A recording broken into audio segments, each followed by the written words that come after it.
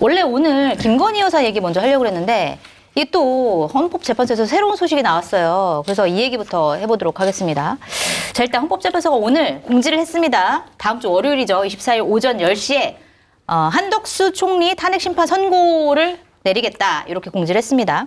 자, 그런데 사실 그전에는 뭐 윤석열 대통령과 관련된 탄핵 심판이 사실은 뭐 지난주 금요일에 나올 것이다, 이번 주 금요일에 나올 것이다 이랬는데 안 나오고 한덕수 총리부터 한다? 이게 무슨 의미냐, 이거에 대한 해석이 막 쏟아지고 있거든요. 장 소장님 보기에 무슨 의미라고 보세요? 그냥 뭐 다 결정이 나가지고 한 거지. 뭐 의미 없어요? 자꾸 뭐 이제 패널 분들이 선입선출이다. 뭐 한동훈 총리는 기각시키고 윤석열 대통령은 인용시킨다. 그래서 약간 국정에 안정감을 좀 주려고 하는 거다. 네. 뭐 이재명 대표 26일 날 공직선거법 2심 선고가 있으니까 그 전에 한덕수 총리 거는 하고 그 이후에 뭐 윤석열 대통령 거 하려고 한다. 막 이렇게 결과론적으로 해석을 하는데 네. 그냥 합의가 됐고 먼저 선입선출 뭐 그런 것 때문에 한 것이 아닌가. 특별하게 왜 월요일 날 할까? 이걸 분석하는 것은 의미는 크게 없어 보여요. 네. 어느 정도 그냥 결론이 논의가 다 모아졌기 때문에 하는 것이 아니냐 그런 생각이 듭니다. 그러니까 한덕수 총리와 관련된 논의가 모아졌기 때문에 먼저 그렇죠. 하는 거다. 알겠습니다. 저는 이제 지금 보면 헌재가 고도의 정치적 행위를 좀 해요. 네. 이거는 이제 그러니까 순전히 윤석열 탄핵 반대하는 거리의 목소리가 스피커가 너무 세기 때문에 그러다 보면 한쪽에 스피커가 너무 세면 반작용으로 사회 갈등이 커질 수가 있거든요. 네. 작용 반작용이 통용되기 때문에 그래서 이런 것들을 좀 무마시키기 위해서 고도의 정치적 행위를 한다고 저는 봐요. 그래서 사실 한덕수 총리는 그렇다 쳐도 이전에 감사원장과 중앙지검장 네. 그리고 검사 2명 또 이분들에 대한 탄핵 심판을 먼저 선고했잖아요. 그렇죠. 굳이 그럴 필요는 없거든요. 그게 급한 게 아니에요. 헌재가 공개적으로 얘기한 대로 대통령 탄핵 심판이 제일 중요하고 급합니다. 네. 근데 어쨌든 결정문도 쓰려면 시간이 가잖아요. 그렇죠. 그럼 왜 굳이 썼겠냐. 감사원장이 공석이라서 물론 빨리 메우는 게 좋지만 대통령 탄핵 심판이 훨씬 중요해요. 그럼 거기에는 무언가 의도가 있다. 이건 뭐냐면 이전에 그 이진숙 방통위원장 탄핵 심판에서 4대4로 기각됐잖아요. 그렇죠. 여기에 대한 해석들이 좀 많은 거예요.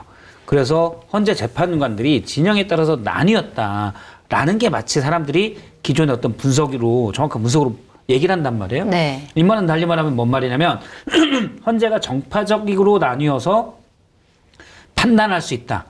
이게 이 주장의 근거가 될 수 있어요. 네. 근데 이거는 당시 감사원장과 중앙지검장 등을 8대0 전원일치로 기각했다는 건 뭐냐면 우리가 정파적으로 나뉜 사람들이 아니에요. 우리는 헌법과 법률에 따라서 판단하는 사람들이 이걸 보여주기 위해서 저는 먼저 했다고 봐요. 네. 그럼 한덕수 총리를 먼저 하는 건 어떤 의미죠?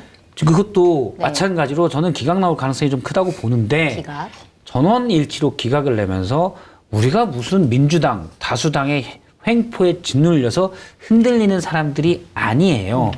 요 밑작업을 지금 하고 있다. 네. 먼저 하는 거는 그러면 이거는 대외적인 메시지도 되고 내부적인 메시지도 전 된다고 봐요. 네. 재판관들이 내부적인 메시지는 우리가 듣기에는 그럴 수 있죠. 그러잖아요. 몇몇 재판관들이 그게 거의 사실인 것 같은데 제가 볼 때는 몇몇 재판관들이 어떤 증거, 사실관계에 대해서 계속 절차나 이게 증거로서의 가치가 아니라 이걸 따지고 있다고. 네. 그게 이제 흘러나온 얘기도 맞는 것 같아요.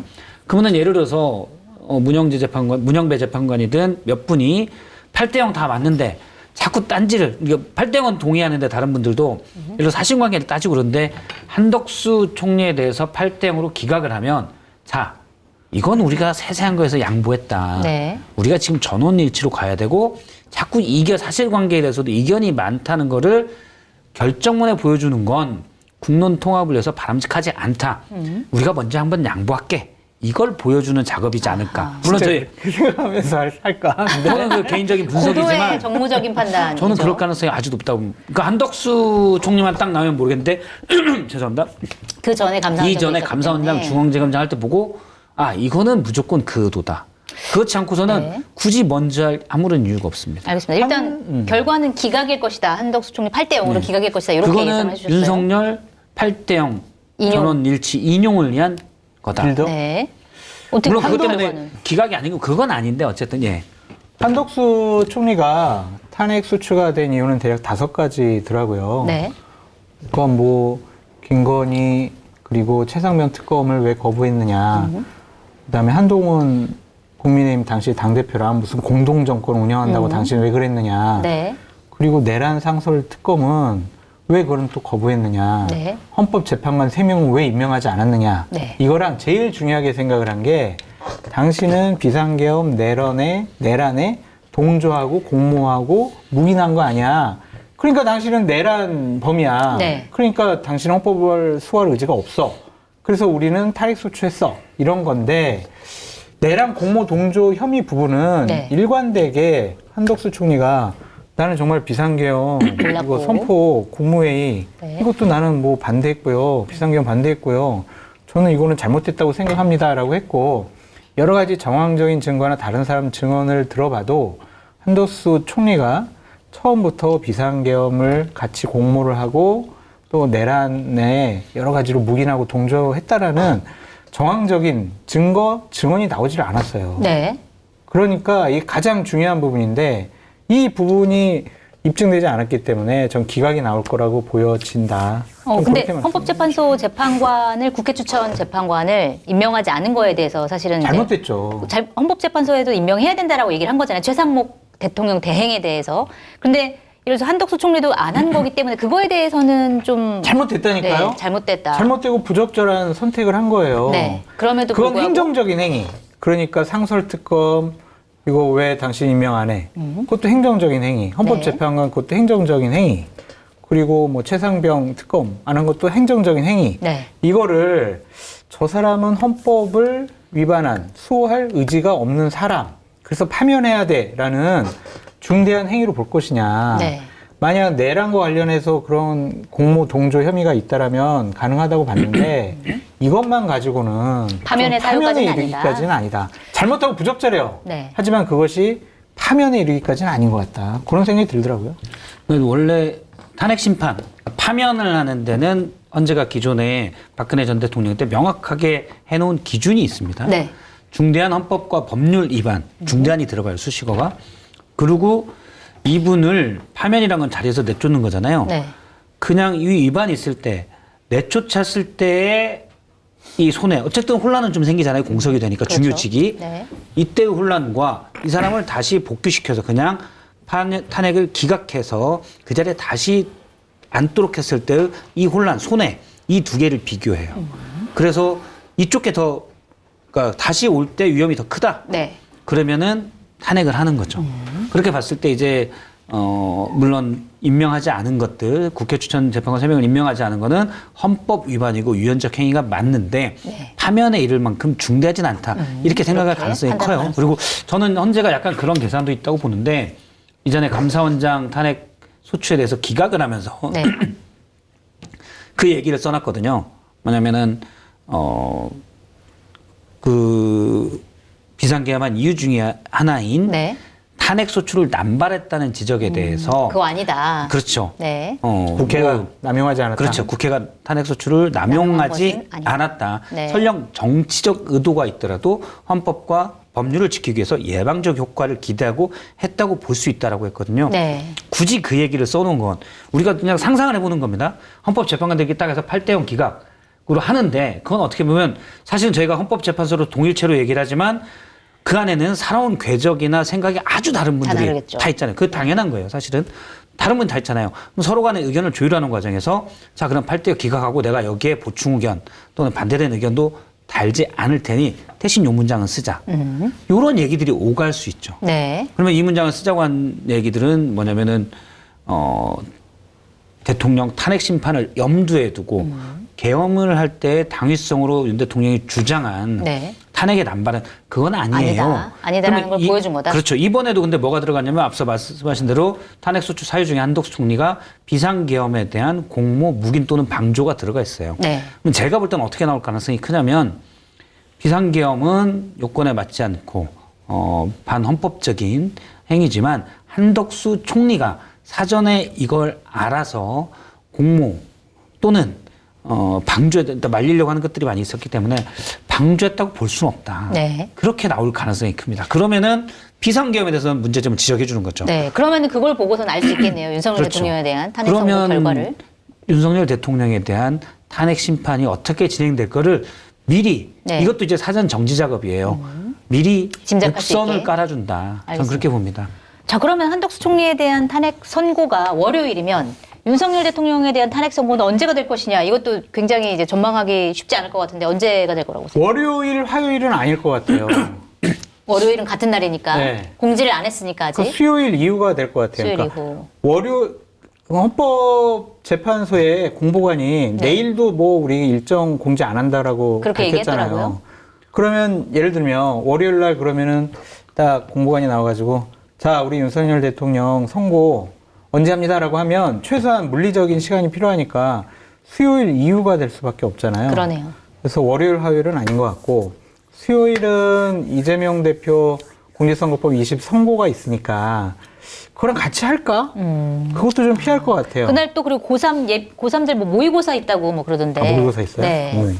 그렇구나. 그러면은 목요일이나 금요일 날 하지 않을까라고 네. 예상을 하는데 또 어떤 분은 4월 달로 넘어간다.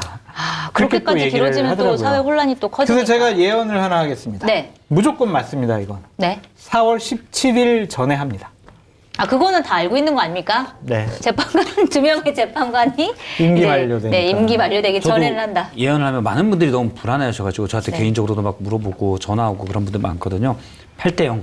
8대0. 네, 8대0 파면 이거는 변하지 않는 거다. 네. 길어질 수 저도 금요일 날 할 거라고 보는데 여러 다음 주 가지로. 금요일이요? 네, 다음 주 금요일 날 할 거로 보는데 왜냐면 그 뒤에 집회 있고 시위 있고 뭐 예상이 되잖아요. 네. 헌재가 그런 것들을 최소화시키기 위해서는 금요일 날 일단 해서 그럴 가능성이 좀 높은데 그래서 그 주말에 한번 끝내고 그냥 말자 이런 네. 거죠. 그런데 혹시나 일부의 재판관들이 계속 이견을 뭐 딴지를 걸면 아주 작은 가능성으로 좀 더 늦어질 가능성도 배제할 수는 없다. 그래도 다음 너무 주? 늦어지진 않을 것 같다. 네. 예. 어쨌든 4월 17일 전에는 한다. 예, 일단 8대 0은 명확하니까 너무 뭐 걱정하지 않으셔도 된다. 장 소장님도 8대 0이라고 보세요? 아유, 그럼요. 당연히 8대 0일 거고요. 8대 0이어야만 해요. 그쵸. 다른 기각이나 각하견이 나오면 사회적인 혼란이 더 심해질 거예요. 네. 그 소수 의견을 가지고 이제 보수 쪽이나 거리에서 투쟁하는 분들은 봐라 이게 맞다. 그리고 그 재판관 우리들의 영웅 막 할 거고 네. 나머지 7명은 또 거기다가 또 이상한 표시해가지고 그럴 거예요. 그런 나라가 되진 않았으면 좋겠습니다. 어쨌든 근데 지금 국민의힘 안에서는 그러니까 기각보다는 각하 가능성에 대해서 더 많이 나오더라고요. 그러니까 기각 같은 경우에는 이거는 이제 위헌적 행위가 아니다라고 하는 거고, 아, 위헌적 행위일지언정 뭐 중대한 사유가 아니다 뭐 이렇게 한다거나 내용적인 부분인데 각하는 사실 아예 절차적인 그렇죠. 부분이 잘못됐기 때문에 우리가 이 내용에 대해서는 판단하지 않겠다 이거잖아요. 왜 각하 가능성이 더 많이 나오는 거라고 보세요? 그냥 기각에 대해서는 자기들이 볼 때도 애매하니까 네. 이게 위헌이 아니라고 할 수가 없잖아요. 그러니까 이게 평상시에 정말 그냥 아주 평온한 이 상태에 갑자기 군대가 국회 선관위를 쳐들어갔잖아요. 이게 어떻게 위헌이 아니에요. 그러니까 본인은 또 기각이라고 하자니 그게 왜 기각이 아닙니까? 아니, 그게 왜 기각입니까? 라고 하면 할 말이 없는 거예요. 네. 그러니까 절차 문제를 들어서 각하라고 주장하는 거 봐요. 근데 네. 주장하는 거라고 보는데 근데 이분들이 이제 각하의 근거라고 얘기하는 게 일사부재의 원칙이다. 네. 일단 2번 같은 걸로 사회수축 1번 부결됐다가 다시 됐잖아요. 근데 회기가 틀리면 이쪽은 정기국회고 임시국회에 다시 됐거든요. 회기가 네. 틀린 건 상관이 없어요. 그런 뻔한 사실관계까지도 무시하고 그냥 얘기하는 거여서 그냥 우기는 거다라고 보고 그다음에 내란죄를 철회했다는 부분이 있는데 네. 이거는 법으로도 그렇고 아무 문제가 없습니다. 이미 2017년에 권성동 당시 탄핵수치위원장이 얘기했어요. 그러니까 내란죄를 물으려면 이건 형사재판까지 같이 봐야 되니까 어렵다. 네. 내란 행위로만 보겠다. 이렇게 판단하면 아무 문제가 될 게 없습니다. 네. 저는 자백이라고 생각이 들어요. 자백이다. 네. 네. 국민의힘에서 이거는 기각이 아닐 것 같아. 그걸 이거는 자백한 거다. 헌법재판관들이 논의를 하면 이거 무조건 인용이야. 그러니까 논의조차 못하게 해야지. 그런 자백이 아니냐. 그러니까 본인들도 아는 거예요. 그죠. 이거는 헌법을 위반했고 수할 의지도 없고 앞으로도 이거는 윤석열 대통령은 헌법을 지킬 생각이 없는 사람 네. 이건 알고 있는 거죠. 저는 근데 자백. 계속 멍멍이 소리다라고 했던 게 왜냐하면 계엄은 반대인데 탄핵은 안 된다. 네. 이게 말이 안 되거든요. 그렇죠. 예. 예를 들어서 계엄이 문제라면 탄핵이 필요하죠. 그렇죠. 비상계엄을 이 평화 시기에 해서 군대를 난입시킨 행위인데 우리가 계엄이라는 게 추상적 단어니까 하면 군대를 동원한 게 잘못인데 탄핵은 안 된다. 이건 달리 말하면 연쇄살인은 저질렀는데 벌을 주면 안 된다랑 똑같은 거예요. 네. 그렇잖아요. 사실은 살인범보다 더 무거운 형벌상 형이 그렇죠. 내란죄예요. 그런데 이게 말도 안 되는 논리인 걸 본인들이 알고 찾아낸 게 그냥 각하로 하자. 절차적인 문제죠. 절차적인 문제예요. 그렇다고 봐야 될 것 같아요. 알겠습니다. 자, 그리고 사실 민주당은 계속 미뤄지면서 약간 당황해하고 있는 것 같고, 약간 불안해하는 조급해하고 있는 것 같고, 맞아요. 국민의힘에서는 계속 예전부터 사실 뭐 이재명 민주당 대표 그러니까 2심 이후로 윤석열 대통령의 헌법재판소 결과가 나와야 된다 이렇게 주장하고 네, 있었는데 네. 사실 이게 어떤 서로에게 관계를 갖는 건지 잘 모르겠어요. 그러니까 이재명 대표의 2심 선고가 먼저 나오는 것과 헌재의 윤석열 대통령 탄핵 선고가 먼저 나오는 것과 어떤 영향이 있는 거고 어떤 변수가 있는 거예요? 어떻게 보세요? 인과관계, 상관관계가 전혀 없어요. 전혀 없어요? 별도의 건이에요. 그러니까 국민의힘에서 주장하는 건 헌재 선고가 먼저 나오면 이 2심 선고 판결에 영향을 미칠 것이다. 뭐 이렇게 얘기를 하더라고요. 실제로 그럴 수 있다고. 헌법재판관들이 다 인용하려고 하다가 이재명 대표 이거 무죄 나왔네? 그러면 이거 윤석열 대통령도 기각해서 대통령직에 복귀시켜야 되겠네?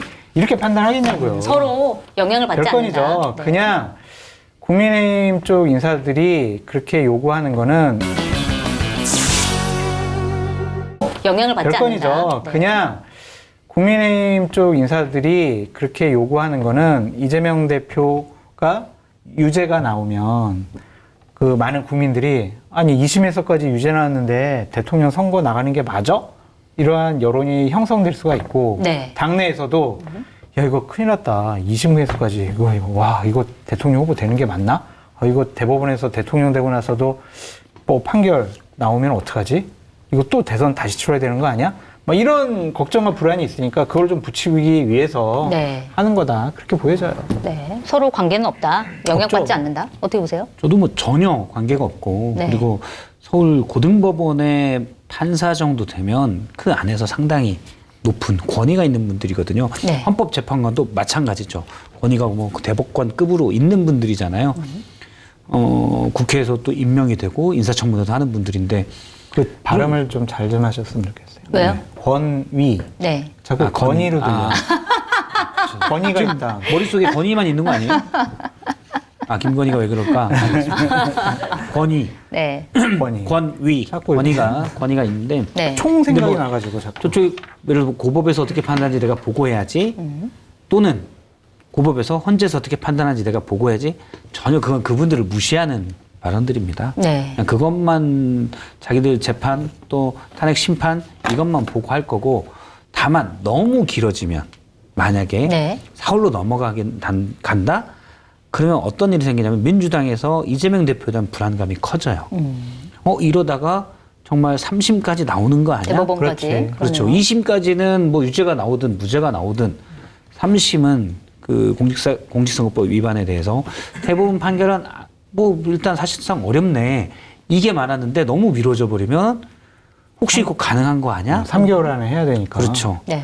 그렇기 때문에 이재명 대표가 이제 그런 부분에 대해서 이제 불안감이 생기거나 그럴 수는 있죠. 네. 근데 둘 사이에 그냥 뭐 하루 며칠 차이로는 전혀 인과관계를 미칠 게 없다. 그렇죠. 지금 상황에서는 그러면 어쨌든 26일 이재명 대표 2심 선고 결과 나온 다음에 사실은 헌재 선고가 나올 가능성이 네. 좀 커 보입니다. 어떻게 될지 좀 지켜보도록 하고요. 윤석열 대통령 탄핵 선고 승복에 대한 여야 기싸움 얘기를 좀 해봐야 될 것 같은데 일단 권성동 국민의힘 원내대표가 며칠 전에 우리 당의 공식 입장은 헌재 판단에 승복한다는 것이다 라고 얘기를 했습니다. 자, 여당이 이 시점에서 왜 우리가 승복한다 이렇게 메시지를 냈을까요? 그 연유가 뭘까요? 뭐 권성동 원내대표도 눈치가 빠르니까 네. 이제 발을 뺄 때가 됐죠. 이제 발 빼는 작업이다. 발 빼는 작업이에요. 근데 이제 좀 명구하실 거 아닙니까? 승복한다. 우리는 승복합니다 하는데 혼자 하면 그러니까. 네. 그런데 그래서 승복합니다를 지금 불복하고 있는 저쪽에 광장에 태극기 부대 얘기를 할 수 있어요. 정광훈한테 할 수 있어요. 전환길한테 할 거예요. 나경원한테 할 거예요. 김기현한테 할 거예요. 윤상현한테 할 거예요. 아니면 윤석열한테 할 거예요.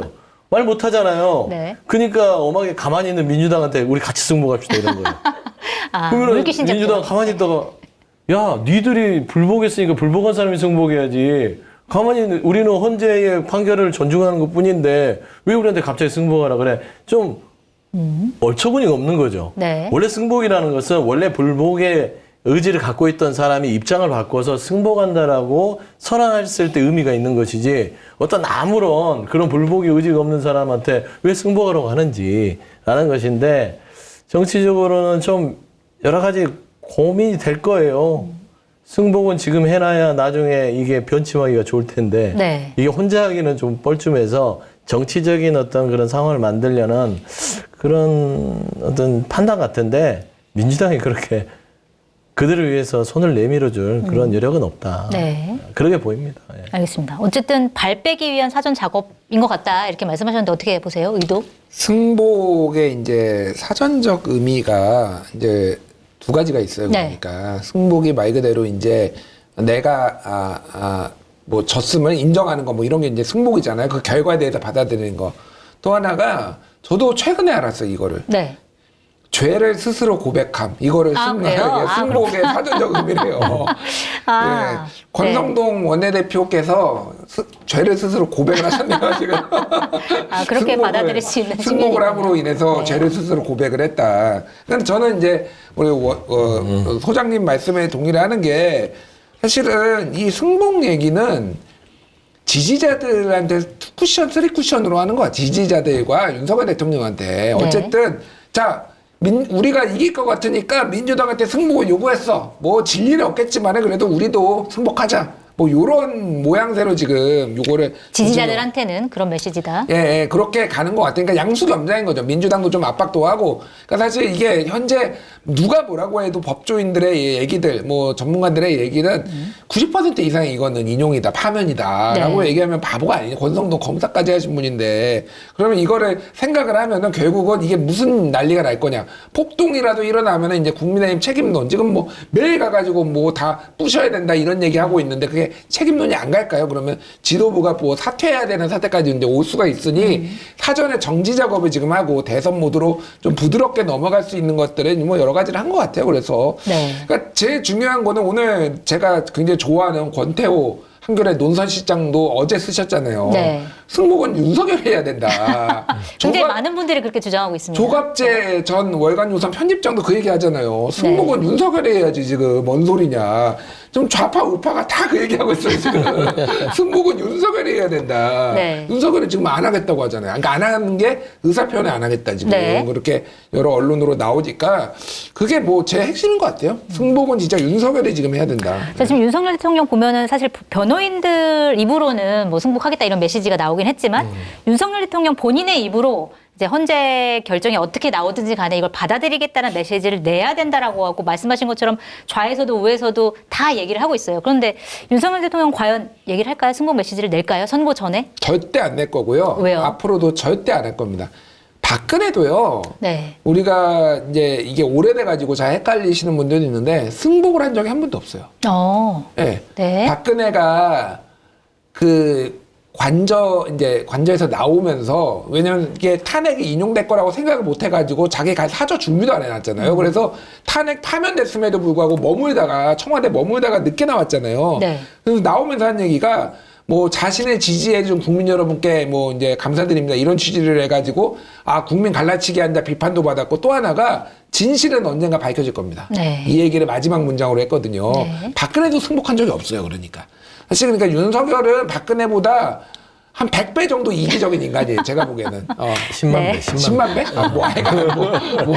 하여간 중요하지 않아. 하여간 100배는 훨씬 너무- 이기적인 인간이고 저는 장 소장이 맨날 주장을 하는데 저는 일리가 있다라고 보는데 차기 당대표에 도전할 수도 있겠다. 윤석열 대통령이? 윤석열 대통령이. 네. 진짜로 본인을 방탄하기 위해서 살려면은 정치를 계속해야 된다. 전직 대통령으로 남으면 이거를 칼이 들어올 거다. 그러니까 정치를 하기 위해서는 오히려 승복하면 안 되죠. 지지자들을 계속 북돋아가지고 이거를 땔감으로 써야 되니까 절대 윤석열은 그럴 인간이 아니다. 저는 그렇게 봐요. 네. 승복 메시지 절대 안 낼 것이다. 선거 전에도 후에도 안 낼 것이다. 어떻게 보세요? 아니, 승복 메시지를 내려고 했으면 패턴이 있잖아요. 벌써 했죠. 지금 비정상인데 승복을 논한다?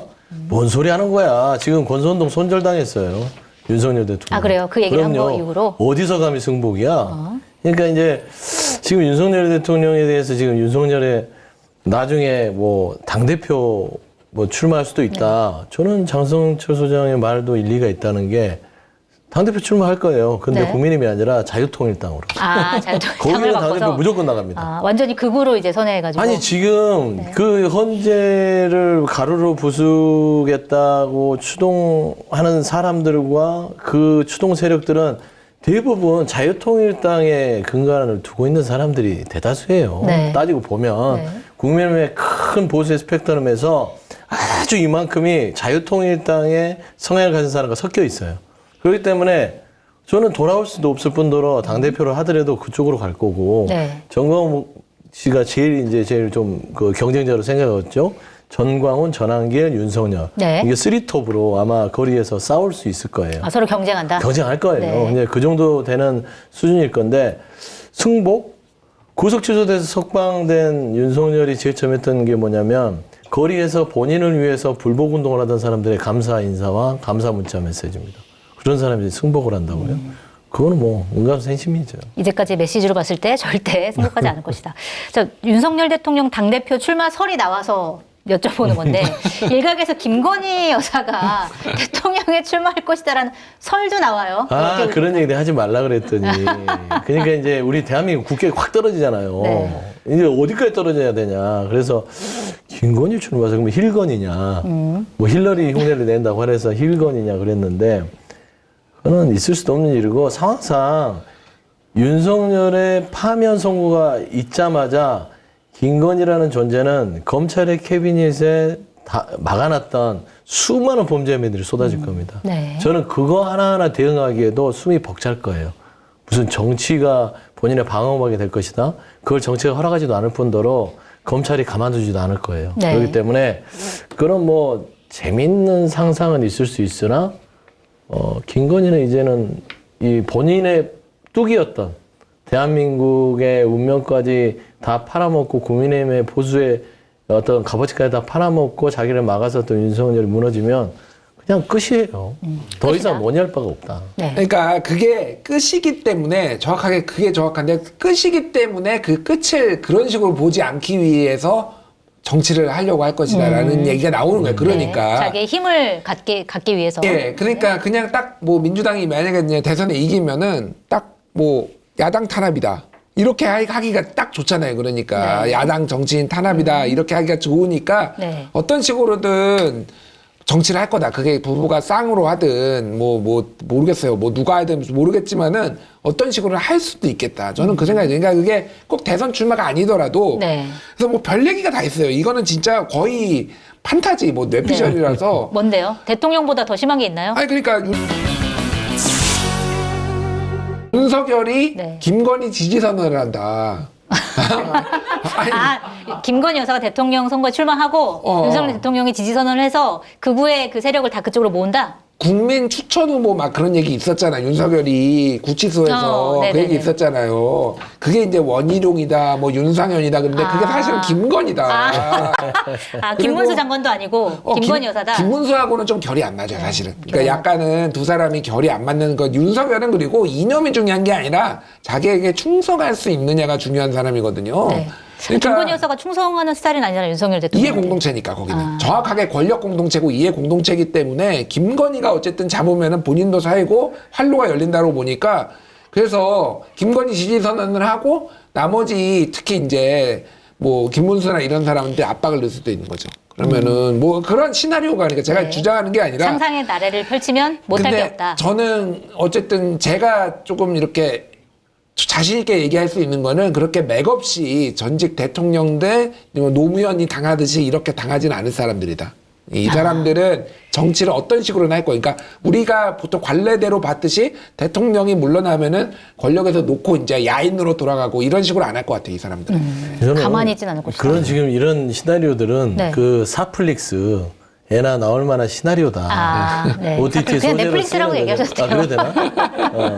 넷플릭스에 나올 만한 소재일 뿐이고 네. 검찰의 가장 좋은 재물이 저 두 사람이에요. 네. 검찰이 다음 정권에 살아나기 위해서 갖다 바칠 사람이 누구냐? 이 첫 번째 김건희. 네. 그다음 두 번째 마무리는 윤석열. 이 두 사람을 잘 요리해서 갖다 바쳐야만 검찰이라는 조직이 다음 정권과 딜을 할 수 있는 그런 상황이 될 겁니다. 그거를 검찰이 누구보다 잘 알고 있을 것이기 때문에 그들은 정치를 생각할 시간조차도 허락되지 않을 것이다. 그렇기 때문에 이 시나리오는 나중에 넷플릭스에 네. 시나리오로 공모를 하셔라. 네. 그러면 알겠습니다. 대박 날 거예요. 자, 이번에는 이제 윤석열 대통령 파면에 대해서 좀 더 깊이 있게 얘기를 해봐야 될 것 같은데, 아까 두 분 다 헌법재판소에서 선고를 할 때 8대 0으로 파면 결정을 할 것이다 이렇게 말씀하셨어요. 그리고 특히 성한영 선임 기자께서는 이제 저희 한겨레 신문에 쓰신 기사에서 윤석열 대통령을 파면을 할 수밖에 없는 5가지 이유에 대해서 막점막고 기사로 쓰셨습니다. 자, 어떤 배경으로 5가지 이유가 있다고 보시는지 좀 설명 부탁드리겠습니다. 글쎄요, 뭐 압축해서 말씀드리면 일단 여론 지형이 찬성이 훨씬 높아요. 탄핵 찬성이 58, 이게 한국갤럽인데요. 정례 조사입니다. 근데 그전하고 이렇게 별 변화가 없습니다. 최근에 나온 게 58대 37 이렇게 나오고 이 정도면 상당히 큰 거예요. 정치 한국화 지형에서. 특히 이제 중도층은 찬성이 69%, 탄핵 반대가 26%. 중도층에서는 또 굉장히 또 차이가 많이 나는 거죠. 이런 게 하나 있고요. 두 번째는 헌법재판소 재판관들이 다 판사들입니다. 판사 출신 법조인한테 물어보면 법조인이라면 판결문을 써야 된대요. 네. 그런데 이제 이 말이 논리가 안 맞으면 판결문을 쓸 수가 없다고 합니다. 그렇겠죠. 그래서 재판관들이 이게 법적 판단을 하면 인용할 수밖에 없다. 이제 이게 두 번째고. 기각으로는 판결문을 쓸 수가 없다 이거군요. 예, 쓸 수가 없다. 이제 그 고위직 뭐 알만한 그 고위직 공무원한테 이제 평생 판사하신 분인데 그분이 해준 얘기예요. 판결문을 쓸 수가 없다. 그렇겠구나. 그다음에 세 번째는 여기서 만약에 기각을 하면 면허증, 개업 면허증을 주는 거나 똑같다는 거죠. 개업 면허증은? 이게 만약에 이제 기각을 하면 어떻게 될까요? 뭐 좀 뭔가 막 민심이 들 끓겠죠. 네. 그러면 이제 이제 면허증 얻었으니까 합법적으로 계엄령 또 이제 지금 그 대통령이 옛날에 할 수 있는 게 위수령이라고 있었는데 그건 지금 할 수 없거든요. 네. 근데 이제 아예 뭐 헌법재판소에서 면허증 받았으니까 이제 진짜 계엄령을 또 할 수 나라가 있는. 이렇게 혼란하니까 계엄을 선포한다 이렇게. 그렇죠. 또 이제 그동안 있었던 뭐 여러 가지 이제 그 자기한테 위해를 가했던 이른바 뭐 검찰 이런데 아마 피해 숙청, 보복이 시작된다고 봐야 될 겁니다. 뭐 경찰, 검찰, 뭐 국방부 이런 데서 그동안 내란 수사했던 사람들은 아마 전원 다 파면 내지 옷벗을 각오하셔야 될 것 같고요. 그러니까 그런 일이 현실적으로 불가능하거든요. 그래서 인용이 될 것이다 이렇게 보는 거고요. 또 하나 이제 이 내란 재판이 이게 이제 말이 안 되게 되는 거예요. 지금도 이제 나니까 네. 내란 재판 어떻게 되는 거냐 걱정을 하는데 여기다가 탄핵이 기각이 되면 검찰에 지금 이 비상계엄 특별수사본부가 있습니다. 이게 네. 대통령이 검사 임명 권한이 있거든요. 야 해체. 그러면 인사를 통해서. 그렇죠. 네. 그 정당한 대통령 권한 행사예요. 그럼 없어지는 거고요. 또 공소 취소 제도라는 게 있어요. 이게 네. 옛날에 김영삼 대통령 때 사면을 해야 되는데 박태준 전 총재가 재판이 진행 중이니까 사면을 할 방법이 없죠. 형이 확정돼야 사면을 하는 건데. 그렇죠.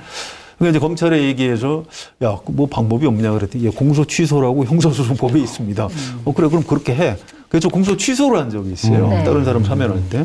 그때 공소 취소를 한다는 검사가 제가 그때 법조 출입 기자였습니다. 기자실에 와서 박태준 전 의원은 공소 취소입니다. 그러니까 기자들이 공소 취소가 뭡니까? 그랬더니 이게 형사소송법에 있는 건데요 하면서 얼굴이 빨개져가지고 본인도 창피하니까. 너무 창피하니까. 네. 그런데 이게 현실로 나타날 수가 있는 겁니다. 지금 뭐 그렇지 않아도 뭐 수사 주체가 위법이다 막 이러고 있죠. 윤석열 대통령이 이제 검찰 시켜서 야 공소 취소해. 안 할 것 같아요? 합니다. 자, 이런 일 대한민국에서 21세기에 벌어져야 되겠어요? 안 되는 겁니다. 네. 그래서 인용이 된다 이거고요. 마지막에 이제 밀란이라고 제가 얘기를 했는데 이거 괜히 썼다가 어떤 분한테 야 뭐 밀란 부추기는 거냐 이렇게 항의도 받았는데 그건 아니고요. 이렇게 국민의 압도적 다수가 윤석열 대통령 파면해라 이렇게 요구하고 있는데 이걸 기각을 한다? 그냥 넘어갈까요? 그렇지 않을 겁니다. 그래서 이제 걱정하는 마음에서 밀란이라는 단어를 썼고요. 밀란을 제가 만든 말이 아니에요. 김영삼 대통령 마지막에 1997년 대선을 앞두고 이회창 후보가 하도 안 뜨니까 자기가 네. 대선 질 것 같으니까 김대중 비자금 사건을 터뜨립니다. 강삼재 한나라당 사무총장을 시켜서 김대중 대선 후보가 670억인가 비자금을 받았다. 마련해서 관리해 왔다. 네. 이렇게 이제 엄청난 폭탄 선언을 하죠. 만약에 그거를 검찰이 그냥 수사를 그대로 했다면 밀란이 일어났을 것이다. 이게 김영삼 대통령이 회고록에 남긴 대목이고요. 네. 또 김대중 대통령도 나중에 회고록에다 똑같이 썼습니다. 자서전에다가 그때 밀란이 일어날 뻔했다. 그런데 이제 김태정 검찰총장이 수사 유보해서 넘어갔다 이런 얘기를 한 적이 있습니다. 그래서 이 밀란이 뭘까요? 백성이 들고 일어나는 거지 않습니까? 우리 지금 대한민국 국민의 다수가 윤석열 대통령 파면을 요구하는데 이거를 헌법재판소가 기각한다? 저는 그건 어렵다고 봅니다. 그래서 첫 번째 이유하고 이제 같은 맥락인 거죠. 알겠습니다. 이번에는 장영철 소장님께는 다른 맥락으로 좀 여쭤보고 싶은데 일단 이제 많은 언론에서 추측을 하는 거죠. 이제 앞선 헌재 선고들이 있었습니다. 최재 감사원장에 대한 탄핵 선고라든지 아니면 이창수 서울지검장에 대한 탄핵 선고.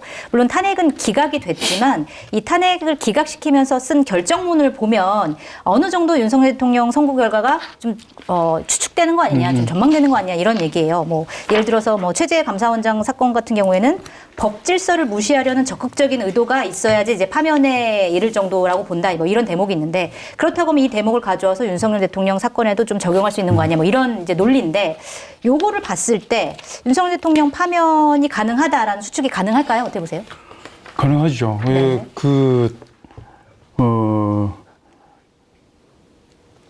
대본에 네. 네, 예고편이라고 돼 있잖아요. 예고편이라고 돼 있잖아요. 근데 저는 오히려 이게 예고편이 아니고 영화에서 본편 다 끝나고 뒤에 뜨는 쿠키 뉴스를 보는 쿠키 영상을 영상. 보는 느낌입니다. 왜냐하면 네. 이미 국민들 머릿속에서는 아까 그 성 기자님 말씀하셨던 것처럼 탄핵은 이미 종결된 상황 머릿속에는 네. 네, 그렇기 때문에 이게 안 될 거에 대한 상황을 이게 다 말씀을 주시니까 네. 약간 섬찟하고 이런 거지 않습니까? 그 그렇습니다. 상황을 예. 머릿속에 그려보는 것만으로도 사실은 섬찟한 일들인데 그렇기 때문에 이미 돼 있어서 지금 헌재에서 하는 판결들 숨겨놓은 여러 가지 그 방향을 제시해 줄 수 있는 힌트들이 네. 국회 영상을 보는 것 이미 끝났다. 그래서 그걸 다시 한번 일깨워 주는 것이다라는 생각이 드는 거고 네. 저는 이 정보 소통의 양이 예전하고 다르지 않습니까? 굉장히 많아졌죠. 물론 그 와중에도 헌재가 어떻게 진행되는지를 모른다는 건 참 불가사의한 일이기는 한데 국민들이 개개적으로 좀 이렇게 좀 파편화되어 있기도 하고 개인주의에 빠져 있기도 하지만 예를 들어서 이 탄핵 이 문제에 대해서 다른 결정이 나올 경우에 네.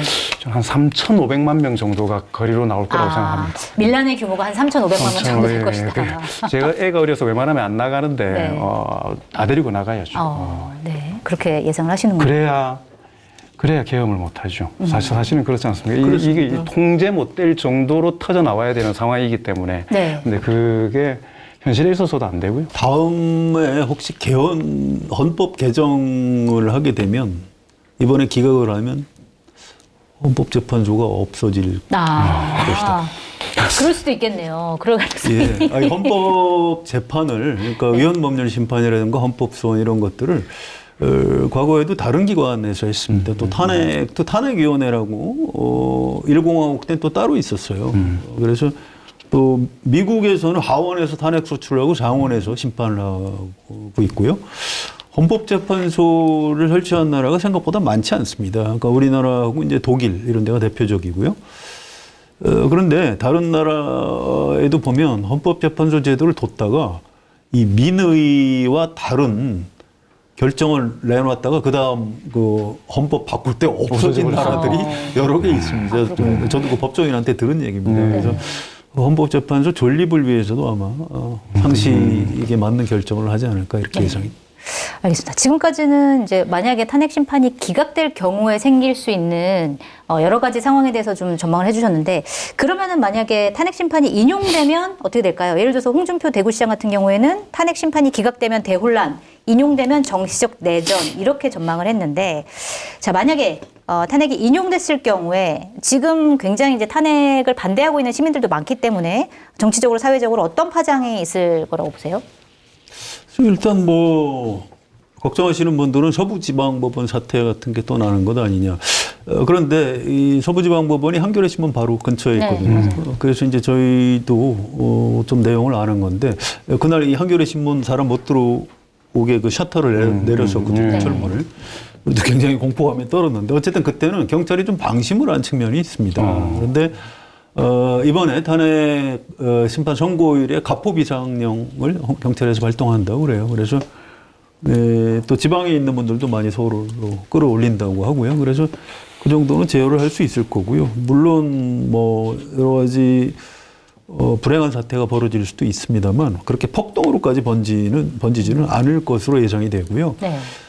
아까도 말씀드렸지만 국민의힘이 조기 대선 자체를 뭐 보이콧한다든가 이런 장면은 보기 어려울 겁니다. 그래서 그 에너지를 그대로 받아 안아서 조기 대선으로 넘어가려고 할 것이고 이른바 보수 성향 유권자들의 다수는 그래도 그쪽으로 따라갈 것이다 이렇게 예측을 하기 때문에 우리 사회가 이제 그 정도는 소화를 할 수 있을 것이다. 이게 2017년에 우리가 이미 경험을 하지 않았습니까? 네. 그래서 크게 걱정을 하지 않으셔도 된다 이 생각이고요. 아까 장영철 부소장님 말씀하셨듯이 이제 혹시 만에 하나 기각이 될 경우에는 저도 그 감당이 잘 안 돼요. 이게 도대체 무슨 일이 벌어질지 뭐 여러 가지 뭐 악몽이 현실이 될 수밖에 없고요. 딱 한 가지만 네. 얘기하고 싶은 게 홍준표 시장은 이분은 참 영혼이 참 자유로운 분이에요. 자기 생각나는 대로 막 얘기하는 것 네. 같은데 이분이 왜 이럴까요? 지금 지지율이 10%가 안 돼요. 그러니까 이제 막 얘기하는 겁니다. 그래 어떻게 좀 떠 보려고. 근데 얘기를 많이 해도 잘 안 오르시더라고요, 보니까. 닭이나 오리가 날갯짓을 열심히 한다고 하늘을 날 수 있어요. 저는 불가능하다고 봅니다. 여기 TK 말로 택도 없다 그런 말이 있는데 택도 없는 경제에 들어갔다. 조금만 좀 조용히 해주셨으면 참. 알겠습니다. 어떻게 보세요? 인용됐을 때 사회적인 파장. 저는 홍준표 대구시장이 가장 빨리 태세 전환을 할 거라고 생각합니다. 네. 탄핵되고 나면 이게 조기 대선 국면입니다. 무조건. 그러니까 제가 아까 2017년 말씀하셨는데 노무현 대통령 탄핵 그때 하려고 했었던 때가 있지 않습니까? 제가 그때도 집회 사회를 보고 했었거든요. 그렇죠. 노무현 대통령 탄핵은 기각됐죠. 그렇죠. 네. 처음에 구호가 어떻게 되냐면 탄핵 무효. 그 다음에 민주수호로 갔다가 총선 승리로 갑니다. 네. 한 달 뒤에. 가는데 제가 그때 대충 한 달 정도 걸렸습니다. 조기 대선 60일이거든요. 네. 다 다른 생각할 수밖에 없습니다. 다 뒤집어질 거고, 다 그 승리를 위해서 갈 거고, 무엇보다 생각해야 되는 건 조기 대선이 되면은, 조기 대선이 아닐 때하고 가장 큰 정치적 변수가 뭐냐면 지방선거가 뒤로 간다는 겁니다. 네. 지방선거 출마자들에게는 네. 이미 네. 판을 보고 자기에 대한 유불리들이 계산을 하게 돼 있어요. 이게. 네, 네. 자, 이걸 탄핵을 계속해서 끌고 나가고 저는 그렇게 됐을 때 경선에서 반드시 윤석열 대통령을 살리자고 하는 후보가 그쪽 국민의힘에서 유리하지 않을 수 있다라는 건 실제 밑에 표를 누가 쥐고 있냐면 지방선거 준비하는 사람들이 쥐고 있는데 이 사람들이 위에 자, 이기면 제일 좋죠. 졌을 경우에라도 다음 가능성을 어디서 찾을 수 있느냐. 그 문제를 지금처럼 극으로 갔을 때, 네. 저는 쉽지 않다고 보시나요? 저는 그게 지난번에 한동훈 대표가 당대표가 될 수 있었던 것도 총선이라는 거기에 누가 유리하냐에 대한 부분들이 네. 작동하는 거거든요. 이게 네. 지방선거는 그거보다 훨씬 더 큰 이해관계를 가지고 있습니다. 그래서 저는 그 지점들을 봐야 되기 때문에 저는 뭐 폭동 뭐 이런 거 저는 그럼 당연히 없을 거라고 국민의힘 생각합니다. 대선 후보 같은 경우에 뭐 김문수 지사나 홍준표 시장처럼 윤석열 대통령 탄핵을 반대했던 사람들이 아니라 다른 대선 후보가 탄핵을 찬성했던 후보가 대선 후보가 될 수도 있는 거네요. 저는 그러면. 그렇게 생각합니다. 네. 그러니까 이게 어찌됐든 간에 탄핵이 되고 나면 제가 말씀드렸던 태세 전환이라는 게 윤석열 대통령 있는 상황에서 만약에 대선을 하는 거는 더 힘든 일일지도 몰라요, 국민의힘에서는. 일단 1차적으로 일단 걷어내고, 걷어내지는 물론, 여타 여러 가지 비리부터 시작해가지고 내란죄부터 시작해서 사라지기는 어렵겠죠. 손절할 조건들은 되는 거지 않습니까? 네. 그렇기 때문에 저는, 전혀 다른 태세, 저는 아까, 이거는 내기를 해도 되는지 모르겠는데, 김문수 예, 내기 말씀하셨잖아요. 들어가나요? 저는 오세훈 시장이 여전히 여전히 무시할 수 없다. 왜냐하면 네. 지금의 오세훈 시장이 아니라 아까 말씀하셨지만 김문수 장관님도 지금의 김문수 장관이 아니라 자 대선에 되느냐 하는 부분은 뭐냐면 모든 경쟁을 이기고 네. 후보가 되었을 때 상황을 전제로 하는 거지 않습니까? 네, 네, 그렇죠. 자, 후보가 되었을 때 자, 오세훈 후보가 되었을 때 경쟁력이 높을 거냐, 김문수 후보가 됐을 때 경쟁력이 높을 거냐. 네. 저는 그렇게 생각하면 다른 선택을 할 수 있다. 저쪽에서. 탄핵 선고 이후에는. 근데 지금 여론조사 보면 양자 대결에서도 사실은 김문수 후보가 이재명 더 많이 나오긴 하거든요. 근데 그게 아까 제가 지방선거가 뒤에 가는 게 되게 중요하다는 게 뭐냐면 힘이 많이 빠지긴 했지만 이준석 대표 이 와중에 뭐 이렇게 후보로 되셨잖아요. 이렇게 지방선거가 앞에 있고 대선이 뒤에 있으면은요. 지방선거에서 결정 내리고 나면은 대선에서 여지가 없어져요.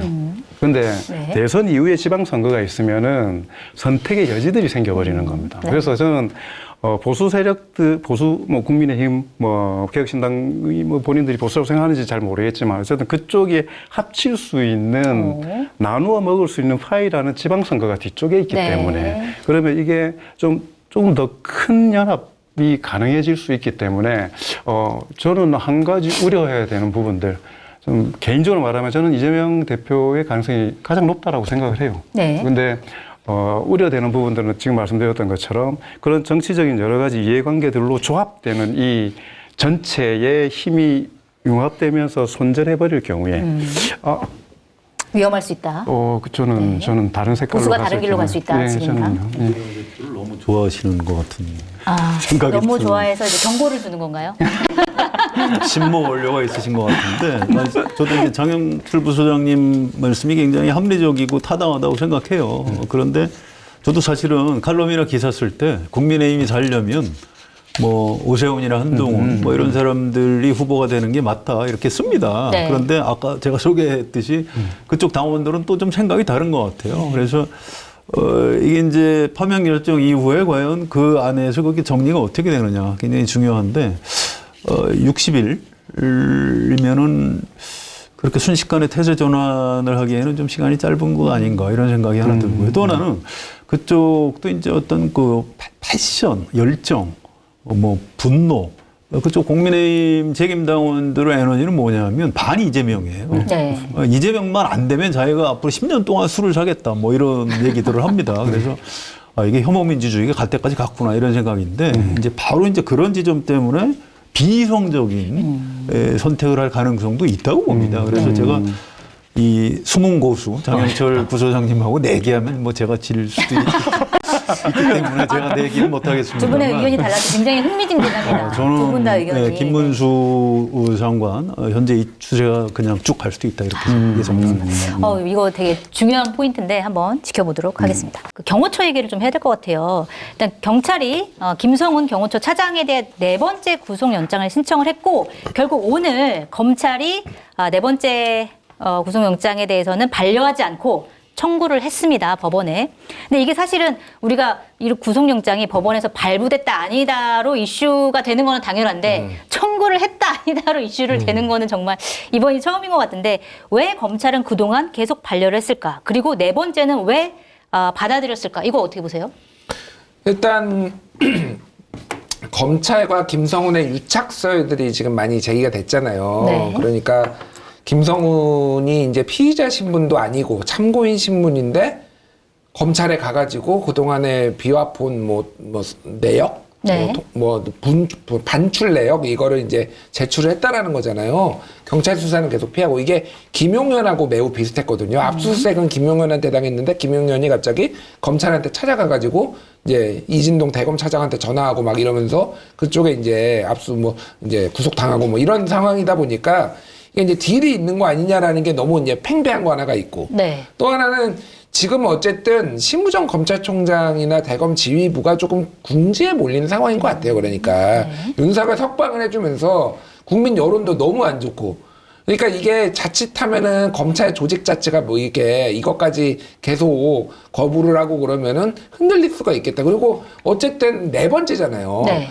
계속 뭐 이게 보강 수사를 일종의 한 거잖아요. 그러니까 경찰이 네 번째고 지금 서울 고감에서 있었던 영장 뭐 심의위원회에서도 하라고 하고 그러니까 안 해주기에는 너무 상황이 이제 안 돼 좀 긴박하게 본인들이 불리하게 돌아갔다 이렇게 볼 것 같은데 영장 구속돼서 나와도 아마 나중에 어떤 식으로든 전 딴지 놓을 것 같아요. 아, 그래요? 검찰에서요? 네, 검찰에서. 왜냐하면 어쨌든 공식적으로는 수사 지휘가 없었지만은 재수사 요구하고 뭐 이런 경찰에 대한 수사 지휘권이 사실상 살아있다고 보면 되거든요. 그러면은 이게 특히 이제 어떤 식으로 또 이제 더 나아가서 이를테면 뭐 영장을 친다든지 뭐 이런 것들이 계속 제동이 걸릴 가능성이 있다. 제가 보기에는 김성훈과의 유착은 어느 정도 사실이라고 저는 봐요. 검찰하고. 예. 그러니까 밀리고 밀려서 그냥 구속영장을 청구하긴 했지만 앞으로도 계속 뭔가 이제 가로막히는 일이 있을 것이다. 어떻게 보세요? 저도 같은 생각이긴 한데 첫 번째는 검찰이 마일리지를 너무 많이 썼어요. 네. 그러니까 검찰이 그 비난 여론을 뭐 좀 버틸 만한 맷집을 너무 많이 써버렸어. 심우정 검찰총장이 이번에 구속 취소 사유에 대해서 어떤 그 즉시항고를 하지 않는 것들이 이거는 납득할 수 없는 부분이라고 내부에서도 지금 날렸고 네. 외부에서도 납득할 수 없는 부분이라서 여기에서 한 번 더 비아폰이라는 그 당시에 가장 당시 내란에 동조했던 사람들의 결정적 증거가 있는 부분에 있어서 네 번째도 네 번째가 뭡니까? 이게 본인들의 판단이 아닌 외부 인원이 있는 영장심사위원회에서 결정을 통해서 아주 이례적으로 이거는 해줘야 된다라고 했는데 이것까지 거부해줬다가는 이거 검찰이 이제 한 통속이구나 라고 해도 이거는 뭐 할 말이 없는 거예요. 네. 그다음에 두 번째 보면 이미 비아폰의 어떤 상당수의 증거들이 중요한 거는 인멸되지 않았냐. 아하. 네. 저는 그런 김성훈 좀 차장에 조심스러운 의해서. 추측을 해요. 네. 그러니까 뭐 예를 들면 원격 로그아웃을 통해서 다 증거가 날아가는 부분도 한겨레 있고 보도로 나왔죠. 그래서 비아폰이 수백 대가 불출이 됐는데 중요한 대목만 확인을 하고 너무나 오랜 기간 동안 경찰이 이 비아폰을 확보하려고 영장을 신청했는데 안 받아줬잖아요. 네. 그리고 상당한 기일을 봤을 때는 서버 부분도 지금 압수수색이 안 됐기 때문에 김성훈은 그 구속영장 신청이 안 되는 기간 동안 이 대통령실에서 끊임없이 비아폰에 대한 그리고 서버에 대한 기록을 삭제했을 것이다. 네. 나는 추측으로 봤을 때는 확인하고 괜찮아? 괜찮습니다. 해보세요. 지금 털어도 나올 게 없습니다. 네. 아마 저는 그 정도 사인이 가지 않았을까. 그런 아니, 좀 우려가. 그런데 좀 듭니다. 예를 들어서 김성훈 차장이랑 검찰이랑 유착을 했다라고 하면 어떤 부분에서 어떤 부분이 문제가 되길래 그렇게 하는 거예요 지금? 비어폰으로 검찰총장이 심우정과 네. 그리고 검찰의 당시 이 비상계엄 당시에 내란에 검찰이 같이 입숙이 됐다는 것들. 네. 그리고 김성훈 그 경호차장이 대부분 손발 역할을 했을 거예요. 이광호 본부장이랑. 네. 그렇지 않겠어요? 당시 그 은밀한 손님을 맞이할 때도 이광호 본부장이 안에 있는 사람들, 그 경호원들 다 빼고 받았다는 거 아닙니까? 그러면 그랬을 때는 비아폰을 불출할 때도 그 누구누구에게 줬는지의 목록은 그 경호처에서 갖고 있을 가능성이 큽니다. 네. 그러니까 노상원한테 가는 부분들, 심지어 김건희한테도 비아폰이 있다고 하지 않습니까? 그러면은 이 전체적인 맥락에 봤을 때 비아폰을 털어야만 이 비상계엄 당시에 무슨 일이 조직적으로 일어나는지를 명확히 알 수 있거든요. 근데 이게 이틀에 한 번씩 자료가 삭제되고 네. 원격 로그아웃 되면 자료가 삭제되고 이런 부분들이 끊임없이 거의 한 달여 동안 자유롭게 이루어졌다면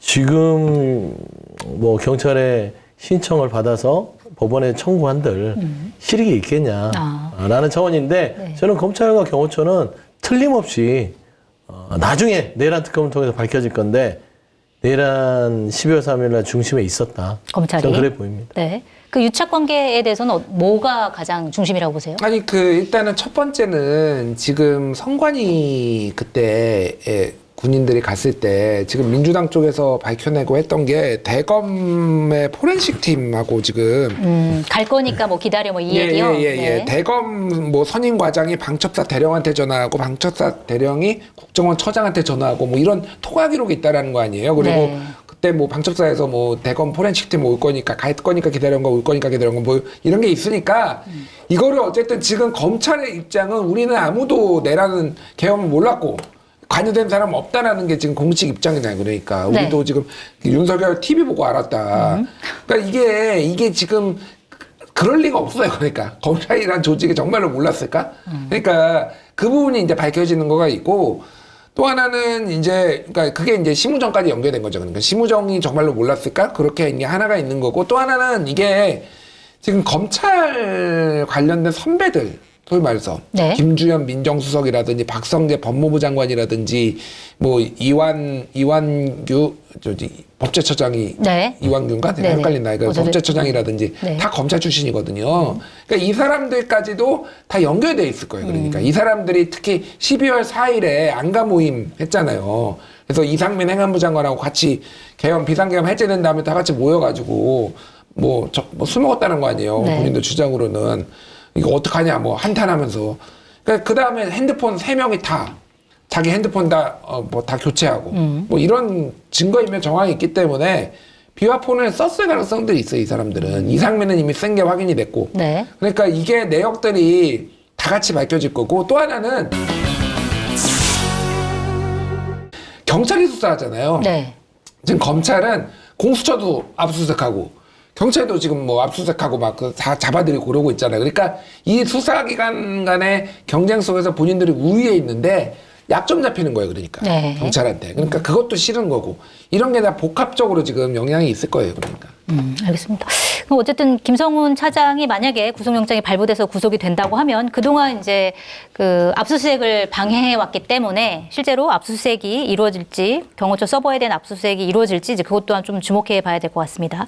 그리고 경호처 관련해서 또 한 가지 이슈가 이거예요. 그러니까 지난 13일에 경호처가 징계위원회를 열어서 경호 3부장에 대한 해임을 의결했다 이런 보도가 나왔는데 이 해임 의결이 된 당사자가 뭐냐면 윤석열 대통령 체포영장 집행을 우리가 막아서는 안 된다라고 주장했던 분이라는 거예요. 그렇기 때문에 보복성 해임이다. 물론 아직 이제 해임이 완전히 다 처리된 건 아니지만 이렇게들 많이 보고 있는데 실제로 이게 보복성이라고 보는지 물론 경호처에서는 이 사람이 기밀을 유출했기 때문이다 이렇게 주장을 하고 있지만 이게 뭐 때문에 해임을 하려고 보는지 어떻게 보세요?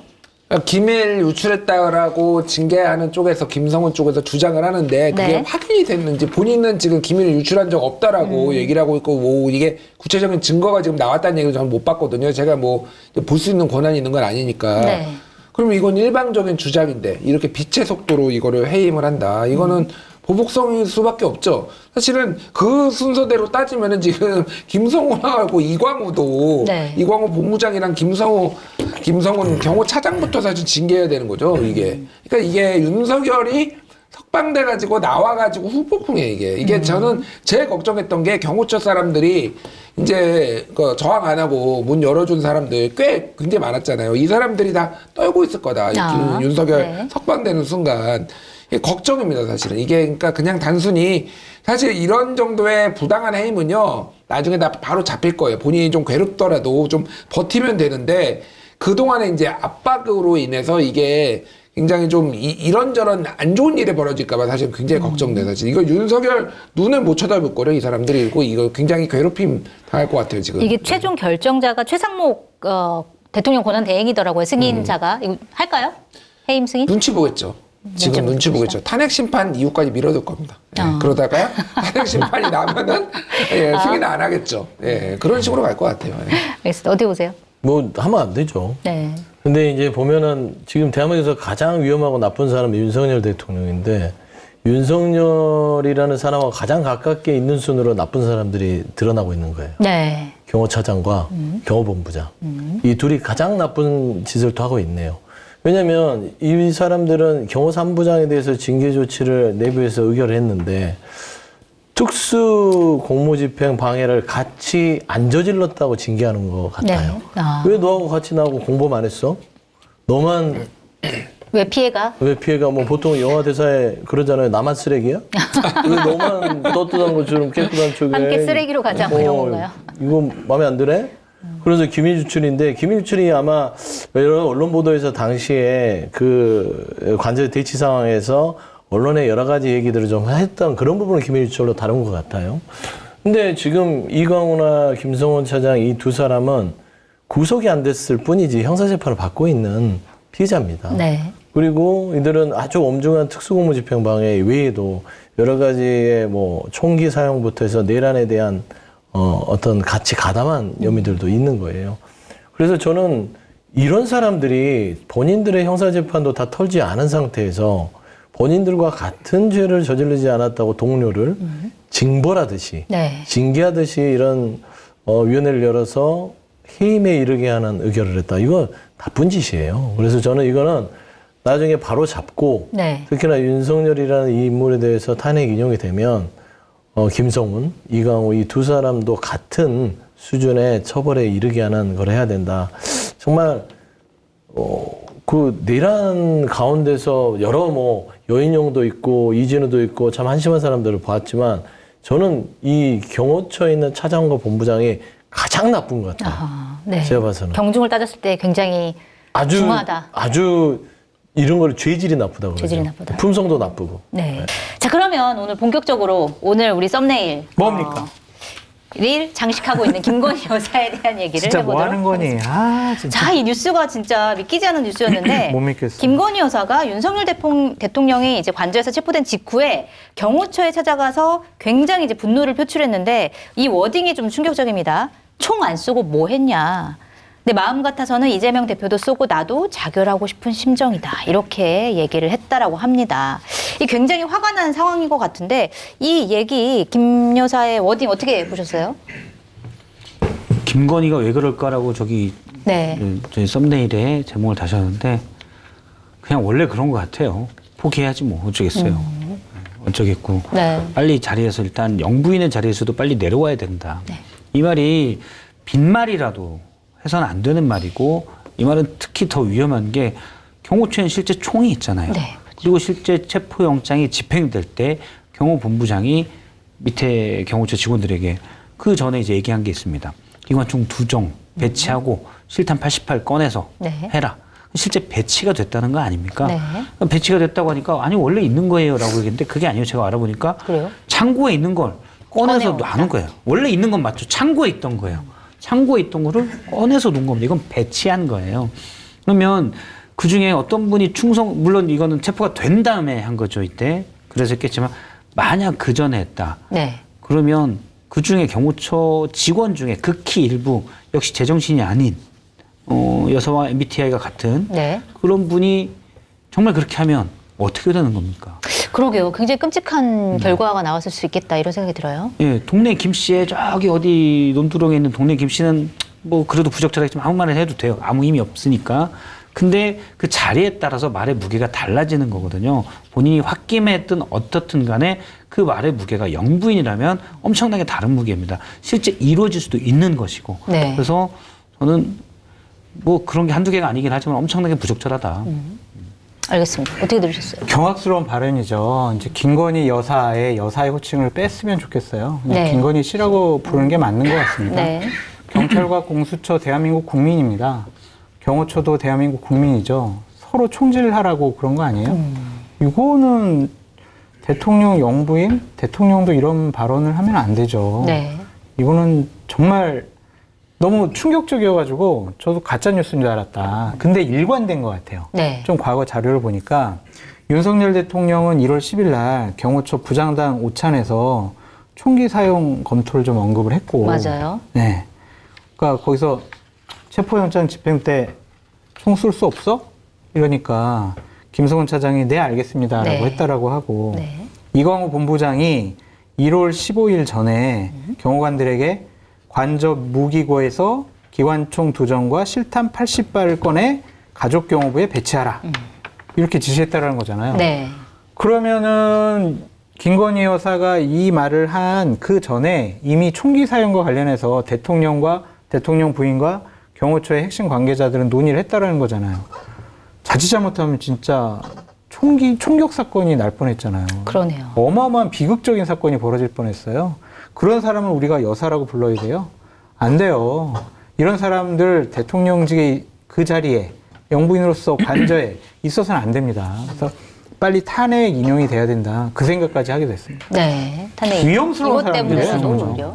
위험하죠. 네. 그러니까 사실 말이 안 되잖아요. 그러니까 그때 당시에 지금 큰 물리적 충돌 없이 대통령이 체포가 됐고 지금은 풀려져 있기도 어쨌든 구속이 됐고 그렇게 됐었지만 그때로 돌아가 봐요. 그러니까 김성훈 경호처 차장, 이광호 경호처 경호본부장 네. 이런 분들 아주 강하고 엄청난 김건희 충성파 분들이에요. 근데 그 변곡점이 있습니다. 그 부장급 회의에서 몇몇 부장들이 공개적으로 우리는 위법한 지시를 따르면 안 된다. 네. 그게 이건가 보다 그럼. 그러니까 이번에 총사요. 해임 그- 의결된 네. 그분 그- 대표적으로. 네, 그분도 있고 네. 다른 분도 제가 다른 분도 알기로 있고. 있어요. 네. 공개적으로 공론화 시킨 분들이 몇 분이 있는 것으로 알고 있어요. 원래 335, 그러니까 우리가 그냥 우리 똑같은 직장이라고 생각하고 네. 처음에 1차 체포영장 집행이 무산된 다음에 물리력을 동원하겠다 엄청 긴장이 됐잖아요. 네. 이분들 막말로 끝나고 335 가서 경호처 직원들이 뭔 얘기하고 있어요. 야, 이러다 진짜 우리 뭐 총싸움 나는 거 아니야? 그러니까. 이게 말이 돼? 그랬을 거예요. 근데 사실은 경호처에 제가 그때도 물어보면 경호처의 그런 문화상 이걸 누군가 손들고 얘기하는 없다라는 거예요. 네. 이분들은 상명하복, 대통령을 보호하기 위해서는 날아오는 총탄에 몸을 던지도록 훈련받은 사람들이어서 이거를 손들고 얘기하는 뭐 하는데 몇 분이 제가 알기로는 공식석 회의에서 김성훈 차장에게 손들고 이건 아닌 것 같습니다라고 한 거예요. 네. 그러면서 이게 된 거거든요. 그러니까 물리적 충돌 없이 다행히 끝났지만 사실은 그 몇 분들이 그런 작업들을 하고 공론화가 되면서 이게 이루어진 거지. 네. 만약 그런 몇 분들이 없었다면 여사가 지금 얘기하고 여사라고 안 하기로 했죠. 김 씨가 얘기하고 대통령이 얘기했듯이 네. 총을 쐈다면 어떤 비극이 생길지 몰랐던 거예요. 끔찍해요 진짜. 그러니까 그런 분들이 되게 어떻게 보면 고마워해야 되겠네요. 충격을 그렇죠. 버리지 않도록 중간에서 역할을 한 저도 분들. 그때 이제 이렇게 몇 분 얘기를 들었었는데 그런 분위기가 원래 경호처 특성상 그런 분위기가 아니다 이런 게 있더라고요. 근데 지금 그런 분들은 지금 해임당하고 징계당하고 그렇죠. 뭐 약간 이런 상황인데 지금 다시 대통령이 돌아온 거 아니에요. 그렇죠. 그런 상황에서 분위기는 어떻대요? 지금 경호처 분위기가? 죽을 맛이죠. 대통령도 아니 저기 개인적 차원에서 방문했다는 권성동 권영수한테도 눈을 흘기고 그냥 대충 차나 마시고 가 뭐 이랬다는데 사실은 대통령 입장에서 보면 경호처 직원들이 본인을 내준 거 아니에요. 네. 그 분위기에서 같이 있다고 생각을 해봐요. 진짜 서로 진짜 너무 죽을 불편하죠. 맛이죠, 죽을 맛. 미치고 한다. 근데 그게 정당하다면 어쩔 수 없는 건데 그게 아니잖아요. 김성훈 차장 영장이 3번이나 검찰이 신청을 하지 않고 네. 이제 내일 실제 심사에 들어가는데 네 번 만에 청구를 했죠. 4번 만에 청구해서 들어갔죠. 네. 근데 저는 이제 그런 걸 좀 정의가 승리하는 걸 보여줘야지 그 경호처 3부장, 경호 3부장도 그렇고 해임 의결이 됐고 최종 해임까지는 안 됐지만 의결이 돼 있고 정의롭게 목소리를 높이고 용기를 낸 사람들이 지금 다 핍박받고 있잖아요. 손해보고 있잖아요. 이게 지금 말이 안 되는 거죠. 21세기 대한민국에서. 네. 만약에 경호처가 막 탱크 갖고 있으면 이 탱크를 쏴서라도 막아라 막 이랬을 사람들이에요 보니까. 그러니까 위험한 사람들이에요. 네. 이게 제가 들어보니까 그렇더라고요. 김건희 라인이 확실히 있어요. 김성훈 차장이 그전에 했던 현수막, 뭐. 아니 거짓말하지 말아요. 무슨 김건희 라인이에요. 다 김건희. 그죠. 김건희 경호부대예요. 아, 그렇지, 그렇지. 다. 라인이라기보다는 아니 대통령실에 전체가 왜 다. 대통령실 네. 왜 제2부속실 설치 안 했냐는 거 계속 말씀드렸잖아요. 네. 대통령실 비서진들이 다 제2부속실 직원들처럼 활동하고 있는데 왜 제2부속실 왜 설치하냐. 네. 그런 거라니까요. 그렇죠. 장악을 했지 완전히. 라인이라면 선인데 선이 아니고 그냥 거의 동일체다. 네. 그럼. 전체가 다. 네. 근데 이분들이 이제 여사의 김건희 씨한테 네. 충성하는 모습을 보였는데 만약에 또 그런 일이 있을 때 자, 너 총 갖고 다니면 뭐 해? 폼으로 갖고 다니는 거야? 내만 갖다 이런 얘기 했다고 생각을 해요. 가스라이팅을 몇 년간 받았던 경호처 직원이 너무 미안할 수 있잖아요. 개인적으로. 네. 그 가스라이팅이 위험한 거예요. 그래서 그분이 나중에 어떤 짓을 할지도 모르잖아요. 네. 지금도 사실은 그렇죠. 어떤 일을 왜냐하면 할지 모른다. 경호처에는 지금도 무기가 있어요. 네. 그래서 정말 위험한 분들이다. 저기 두 분은. 일단 저 이제 사진 좀 치워주세요. 네. 실례. 계속 일단 지금 째려보고 있다. 말씀하셨다시피 김성훈 사장이랑 짜증나. 조심하시고요. 이광우 본부장 2명에 대한 구속영장 실질 심사가 내일이죠. 21일 오전 10시 30분 열리는데 어떻게 영장 발부될까요? 어떻게 보세요? 전망? 직권남용하고 특수공무집행 방해죄잖아요. 네. 그리고 이제 이러한 일도 같이 다 우리가 모르는 또 다른 혐의들 다 있을 거예요. 그리고 비아폰도 뭐 증거인멸하고 네. 서버도 증거인멸하고 막 이런 거잖아요. 증거인멸을 하고 있다라고 우리는 알고 있고 그렇게 할 가능성도 더 높고 이러한 여러 가지 혐의들이 있는데 이런 사람 구속 안 시키면은 어떡합니까? 구속돼야죠. 구속될 겁니다. 구속될 것이다. 네. 구속되기 위해서 이러한 것도 경찰에서 쓱 이제 언론에다 흘려가지고 이런 워딩을. 네, 여론의 네. 도움을 좀 받은 것이 아닌가 그런 생각도 이게 들고요. 구속영장에 실려 있는 이제 얘기라고 맞습니다. 얘기가 나왔죠. 그 처음에 구속영장 청구를 검찰이 하지 않고 반려했을 때 경찰에 네. 그때 얘기했던 반려 이유가 그거였습니다. 이미 죄송합니다. 체포영장이 집행이 됐기 때문에 재범의 우려가 없다. 네. 그렇잖아요. 그걸로 얘기를 했는데 할 때는 재범 때문에 기존에 했던 나쁜 짓이 있으면 그걸로 구속해서 죄를 물르려는 거고 그렇죠. 그다음에 거기에 도주와 증거인멸의 우려가 있을 때 구속을 하는 거잖아요. 원래는 불구속이 원칙이지만 그런 것들에서 하게 되는데 그런 부분들은 판단하지 않고 재범의 우려가 없다. 뭐 이런 식으로 해서 네. 계속 구속영장을 청구하지 않았거든요. 근데 이번에 나왔지만 이분이 어떤 특수 공무집행 방해, 체포영장 집행을 방해할 때 본인이 경호처 직원들한테 지시했던 내용 이거를 보고서로 네. 나중에 냈었는데 자기가 삭제하라고 비화폰 지시한 써보기 통화 내용 삭제하라고 이거 삭제라고 지시한 건 그 보고서에 그 내용을 삭제했어요. 그랬다면서요. 맞아요. 이거는 증거인멸 우려가 있는 거죠. 네. 그럼 증거 법적으로 인멸한 거지 뭐. 물론 이제 그냥 그냥 딱 놓고 보면 나쁜 사람이니까 무조건 구속돼야 된다고 생각하지만 우리가 법적으로 또 그렇게 얘기할 수는 없으니까. 근데 딱 보면 증거인멸의 우려가 명확한 거예요. 그래서 구속돼야 된다고 봅니다. 네. 그래서 그거를 본인이 자기가 삭제라고 한 부분을 빼고서는 이제 서류를 냈는데 경찰에서 포렌식을 하다 보니까 원본이 발견돼가지고 그렇죠. 이제 그걸 발견했다 이런 내용인 거잖아요. 그러니까 여러모로 증거인멸 우려가 있는 상황이긴 그렇죠. 하네요. 지금. 네. 그리고 제가 몇 차례 얘기하는데 지금 두 사람에 대한 뇌란죄 혐의에 대한 수사는 전혀 이번에 혐의에도 들어가 있지는 않거든요. 네. 당연히 그것도 해야 된다. 그것도 같이 해야 해야 돼요. 된다. 맞아요. 내란을 미리 알았을 가능성, 비화폰을 이제 미리 지급을 했기 때문에. 그렇죠. 그런 아니 가능성. 그것도 그렇고 이광호 본부장이 챗 GPT에다가 네. 비상계엄, 국회 해산 검색을 검색도 해봤다. 했잖아요. 네. 갑자기 있다가 나 비상계엄이나 검색해볼까 이러지 않잖아요. 그러게 말입니다. 그런 생각을 하고 있었거나 아니면 그런 얘기를 들었거나 그거에 대해서 대비해야 된다라고 지시를 받았거나 뭔가 있었으니까 갑자기 그걸 검색을 하지. 그러니까 이거는 비상계엄과 내란에도 어느 정도 동조, 묵인, 협조 이런 것들이 있지 않았을까. 그 부분도 당연히 조사해야 되지 않겠어요? 네. 그러니까 구속해야죠. 그렇죠. 그러니까 최소한 중요직무 종사인지 부하 수행인지는 모르겠지만 또는 사실은 그냥 검색만 하고 죄가 없을 수는 있어요. 네. 검찰이 수사해보고 했는데 죄가 없을 수도 있다고 볼 수도 있지만 일단 조사는 해야죠. 왜냐하면 2시간 전에 그러니까 계엄에 대해서 2시간 전에 검색하는 건 그때쯤 알았다고 보는 게 타당할 것 같고 그럼 그 다음 행동들이 국회 봉쇄가 필요해. 예를 들어서 한동훈 체포가 필요해.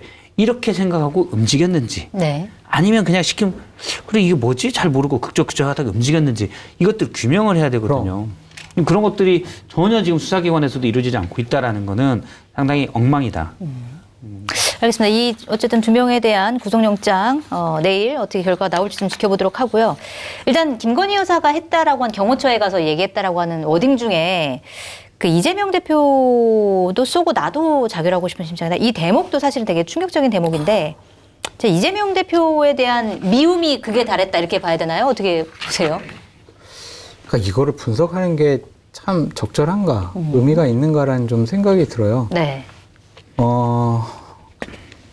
일국의 이제 대통령의 배우자 그리고 국정 운영에 상당한 주도권과 결정권을 갖고 있다라는 실질적인 대통령 역할을 했다라고 하는 아니면은 윤석열 대통령에게 가장 막강한 영향력을 윤석열 대통령의 생각과 판단을 바꿀 수 있는 유일한 사람. 네. 이렇게 김건희를 우리가 지칭을 했었잖아요. 그 사람이 이제 이재명 야당 대표를 쏘고 싶다. 나도 뭐 자결하겠다. 이런 식의 발언을 하는 게 정상적이냐. 그러게요. 병에 걸린 것 같다는 거죠. 네. 이런 극단적인 생각을 하는 거는 병적인 증상이다. 아무리 화가 나더라도 내가 너 죽고 나 죽자 이거는 거의 갈 때까지 간 거잖아요. 국가 최고 지도자들은요 항상 차분하고 냉정하게 본인의 감정들을 컨트롤할 줄 알아야 돼요. 왜냐하면 그 사람들의 결정에 우리 대한민국과 5,500만 대한민국 국민들의 생명과 안전이 달려 있잖아요. 네. 이 사람들은 갑자기 있다가 나 김정은 내 가만두고 싶지 않은데 야 김정은한테 우리나라 제일 좋은 그 현무 미사일 있잖아 그거 쏴버려. 그냥 다 쏴 그냥. 갑자기 이런 결정 내리지 않는다고 우리가 어떻게 생각을 하겠냐고. 그러니까 대단히 위험한 사람들이에요. 하루속히 빨리 인용돼서 그 자리에서 내려오게 만들어야 된다. 다시 한번 그런 증명이 되는 거죠. 네. 저는 느낌이 약간 그런 느낌을 받았어요. 뭐냐면 그러니까 내 남편을 잡아갔어. 네. 그래서 이재명 대표 일단 이재명이 야당 잡아갔어? 대표 싫어. 요런 느낌에서 물론 그 발언에 뭐 총 쏘고 이거는 워낙 이상한 분이니까 네. 일단 차치하고 내용 메시지 내용만 보면 네. 그러니까 그런 느낌보다도 내 남편을 왜 잡아가? 뭐 이게 영부인의 입장에서 그게 아니라 본인이 이재명과 대결한다. 아, 이재명 그런 느낌? 대표와 대결하고 있다. 내가 이재명 야당 대표인 이재명 대표와 김건희가 대결하고 있는데 내가 앞에 세웠던 나의 병정을 네가 가져갔어. 내가 너무 열이 받았어. 이제 너 죽고 나 죽자. 네. 약간 이런 느낌이에요. 국정운영 주체가 나고 그래서 본인이 야당 대표 대립점에 서 있던 야당 대표와 대결하겠다. 약간 뭐 우리 같이 죽자 뭐 이런 거잖아요. 네. 그런 느낌이 좀 받았어요. 그럼 힐건이 프로젝트가 잠재의식 속에는 계속 있었던 거예요? 그러니까 사실은 힐건이라고 하면 힐러리를 빗대서 이제 대선 후보에 그렇지. 나선다는 김건희 여사가. 그렇죠. 그러니까 최종 보스 빌런이 네. 감히 내 앞에 둔 그 밑에 최종 보스 앞에 이 보스를 저쪽에서 잡아갔어요. 거기에 너 나와 뭐 이런 느낌. 네. 네. 물론 뭐 느낌이지 이걸 뭐 어떤 근거나 정황으로 설명할 수는 없지만 네. 야당 대표를 여사가 언급하면서 총을 쏘고 나도 자결 이런 게 그런 거 아닌가. 그런 기본적인 사고가 이 나라는 내가 이끌고 있던 사람이야. 네. 이런 게서 나왔지 않았나라는 그렇게 생각을 좀 합니다. 해석이 된다. 아니야, 이건 병에 걸린 거야. 병이에요. 네. 병이에요, 병. 아까 말씀하시긴 하셨는데 어쨌든 주간 경향 보도를 보니까 대통령실은 여사가 다 장악했다. 특히 여사가 관심 갖는 건 100% 여사 위주로 돌아간다. 이런 기사가 나왔더라고요. 좀 그 대통령실 내부 상황 잘 아시잖아요. 실제로 그래요. 아까 얘기한 것처럼 그냥 모든 라인이 특별히 있는 게 아니라 모든 사람이 다 그냥 김건희 여사가 장악하고 있는 건가요? 김건희 여사가 뭐를 지시를 하거나 결정을 하면 그거는 건들 수가 없는 거예요. 노터치예요. 네. 그냥 그대로 하는 거예요. 그리고 뭐 조언을 하거나 뭐 보고서를 올리거나 감히 그런 일도 못 해요. 그냥 항상 하달, 네. 통보 그런 거예요. 나 마포대에 갈 테니까 준비해. 왜요? 뭘 물어봐? 가면 가는 거지. 가 준비해. 가서 저기 그 소방서 뭐 경찰관들 다 저기 준비해놓고 거기가 차단하고 내가 좀 거기 석양질 때 뭐 사진도 좀 찍어야 되니까 다 그냥 준비해. 이런 거예요. 네. 그냥 정상적인 참모라면 아니 되옵니다. 그거 가시면 안 됩니다. 이렇게 해야 되잖아요. 그런 분위기가 전혀 아니라니까요. 그러니까 그냥 김건희의 기억자도 못 꺼내게 하는 거예요, 그냥. 근데 처음에 대통령실이 구성이 될 때, 네. 근데 처음에 대통령실이 구성이 될 때, 네. 주요한 사람들은 다 김건희 씨가 면접도 보고, 뭐 합격 통보도 하고, 뭐 그랬다라는 뭐 소문도 있고, 네. 보도도 있고, 증언도 있고, 막 그러잖아요. 한겨레에서도 뭐 보도하고 그랬잖아요. 그런 걸 보면 그냥 김건희의 나라였다. 그렇게 봐도 무방하지가 않죠. 네. 대한민국 검찰이 뭐 하시는 거 아니에요? 죄송합니다. 대한민국 검찰이 그동안은요, 현직 대통령 아들들 구속하고요, 네. 형도 구속하고요, 다 그랬어요. 그랬죠. 권력형 비리에 대해서는 추상같이 했거든요. 그 검찰을 김건희 무혐의 주려고 무력화시켰단 말이에요. 네. 검찰의 존재 이유를 없애버렸어요. 김건희가 정말 모든 걸 다 결정했다고 볼 수밖에 없죠. 그런 거 보면 제일 셌고, 이제 탄핵이 인용돼가지고 대통령직에서 파면되고 내려오게 되면은 네. 김건희와 관련된 여러 에피소드가 보물처럼 터져 나올 거고, 네. 그거의 중요한 것들은 장성철 드럼통 TV에서 제가 다 공개할 아니, 테니까. 공덕포차에서 기다려 공개해 주십시오. 주셔야죠. 왜? 일단은 장성철 드럼통 네. TV를 좀 키워놓고. 아, 저기, 한 10개 있으면 네. 5개는 거기에, 5개는 공덕포차에. 싫어요. 일단 반씩 10개 다 나눠요. 아, 진짜 장성철의 너무하신다. 드럼통 TV에서 하고 그거 보시면은 잘 아실 수 있을 거예요. 네. 알겠습니다. 자, 대통령실을 장악했다. 그 동의하세요? 장악했죠. 네. 제가 들은 걸로도 많이 그렇고 대통령이 디테일이 없어요. 네. 본인이 사람 마음을 헤아리려는 것도 없고 디테일도 워낙 없기 때문에 김건희 씨가 그런 부분에 좀 더 강했기 때문에 거기에 완전히 의존했던 것 같아요. 그러니까 인사 문제도 제가 몇 차례 방송에서 얘기했지만 여사가 다 결정한 부분. 대통령이 뭐 해? 그러니까 김건희 씨가 내가 이따 얘기해 줄게. 자기는 그냥 있어. 그냥 있는 네. 그런 모습들도 누가 봤다고 그러고 실제 뭐 그런 얘기 장관직 자리에 대한 이거 어떠냐 인사 문제도 여사가 개입됐다는 설이 있어요. 이런 설들이 많은데 이제 김건희 씨가 내려오게 되면 그런 것들이 본격적인 수사 또 본격적인 폭로 네. 이런 것들이 있을 것 같아요. 그래서 그냥 국정 운영의 주체 이게 떠나서 네. 그리고 하던 거 보면 상당히 좀 저열한 이런 것들이 많기 때문에 이권이나 부정축제 이런 부분들도 저는 많이 나올 거라고 봐요. 네. 네. 김건희 하나만 더 말씀드릴게요. 네. 김건희가 대통령 취임 전날 했던 게 뭐예요? 김영선 공천 준 거 아니에요? 공천 네. 매입한 거. 그렇죠. 당에는요, 공천에 목숨 거는 정치인이 99%예요.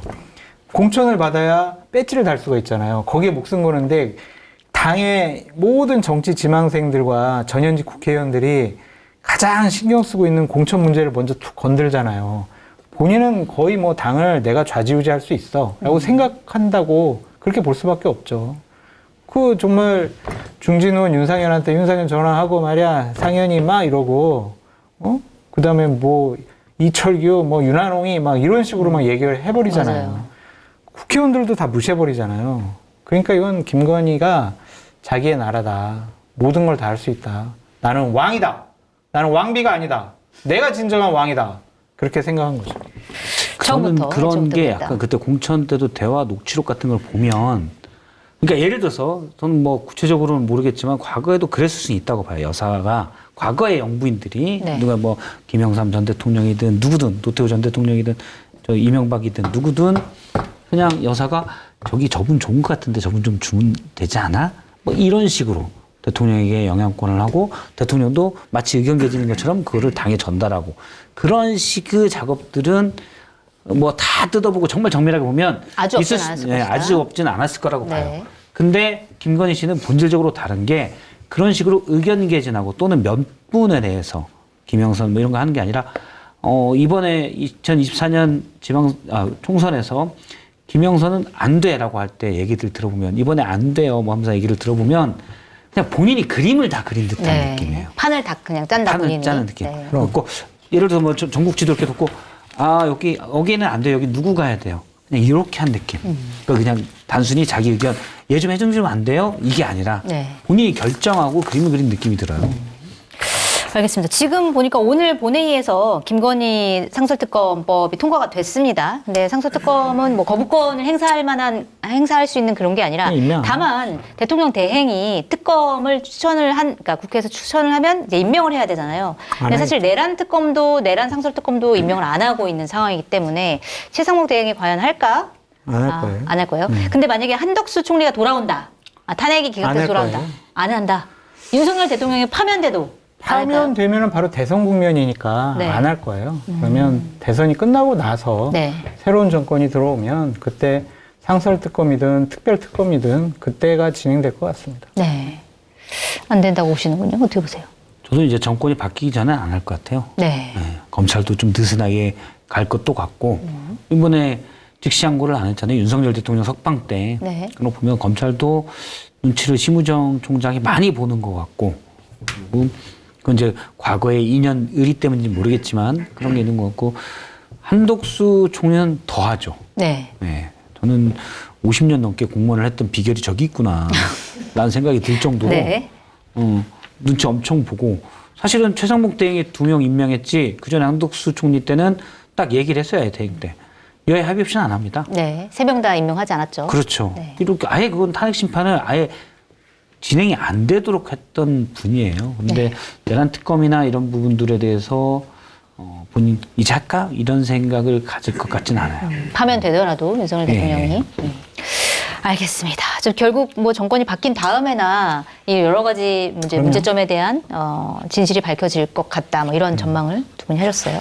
윤석열 대통령 탄핵 사건이 변론이 종결된 게 2월 25일이에요. 그래서 그때가 화요일이었으니까 오늘이 수요일이니까 벌써 4주째 이제 재판관들이 이제 평일을 계속 이어오고 있는 건데 이번 주 금요일 날 선고가 나더라도 기존 관례에 비하면 굉장히 늦어진 거거든요. 그래서 왜 선고가 이렇게까지 늦어질까? 그 이유에 대해서 조금 궁금합니다. 성한용 선임 기자 먼저. 그래서 이게 정보가 없어요. 이게 뭐 여야가 다 그 인정을 합니다. 민주당 쪽에 물어봐도 며칠 전에 그 공식 회의에서 그런 문제 제기를 했다고 그래요. 우리 헌법재판소 관련한 정보가 너무 부족한 것 아니냐. 네. 그런데 국민의힘도 권성동 원내대표가 오늘 조금 전에 기자간담회 했는데 우리가 정보가 없지만 네. 기각됐으면 좋겠다 이렇게 얘기했거든요. 이게 네. 비교적 솔직한 얘기입니다. 재판관들 평의가 굉장히 그 극도의 보안 속에 진행이 되기 때문에 없다고 보시면 맞고요. 그다음에 여러 가지 이른바 지라시 네. 들이 돌고 있는데 이것도 굉장히 엇갈립니다. 여전히 8대 0부터 5대 3으로 6명이 안 돼서 기각되는 것 같다 이런 얘기들이 있고 근데 전부 다 확인되지 않는 정보고요. 지라시가 뜨면 곧바로 이거 가짜다 이런 게 곧바로 또 뜹니다. 그래서 이게 아니다 이렇게 보시면 되고요. 다만 이 재판관들 평의 진행하면서 주요 쟁점에 대한 논쟁이 아직도 진행 중인 것 같다. 네. 정도가 이 시간 현재까지의 사실인 것 같습니다. 그래서 아직 결정은 안 됐다는 거예요? 결론이? 그렇습니다. 그래서 이제 오늘 일과 시간 끝날 때까지 선고일 고지가 안 되면 다음 주로 넘어갈 수도 있는 것 아니냐 뭐 이런 네. 정도의 관측이 있다 이렇게 말씀드릴 수 있을 것 같습니다. 알겠습니다. 장영철 부소장님은 왜 이렇게 늦춰진다고 보세요?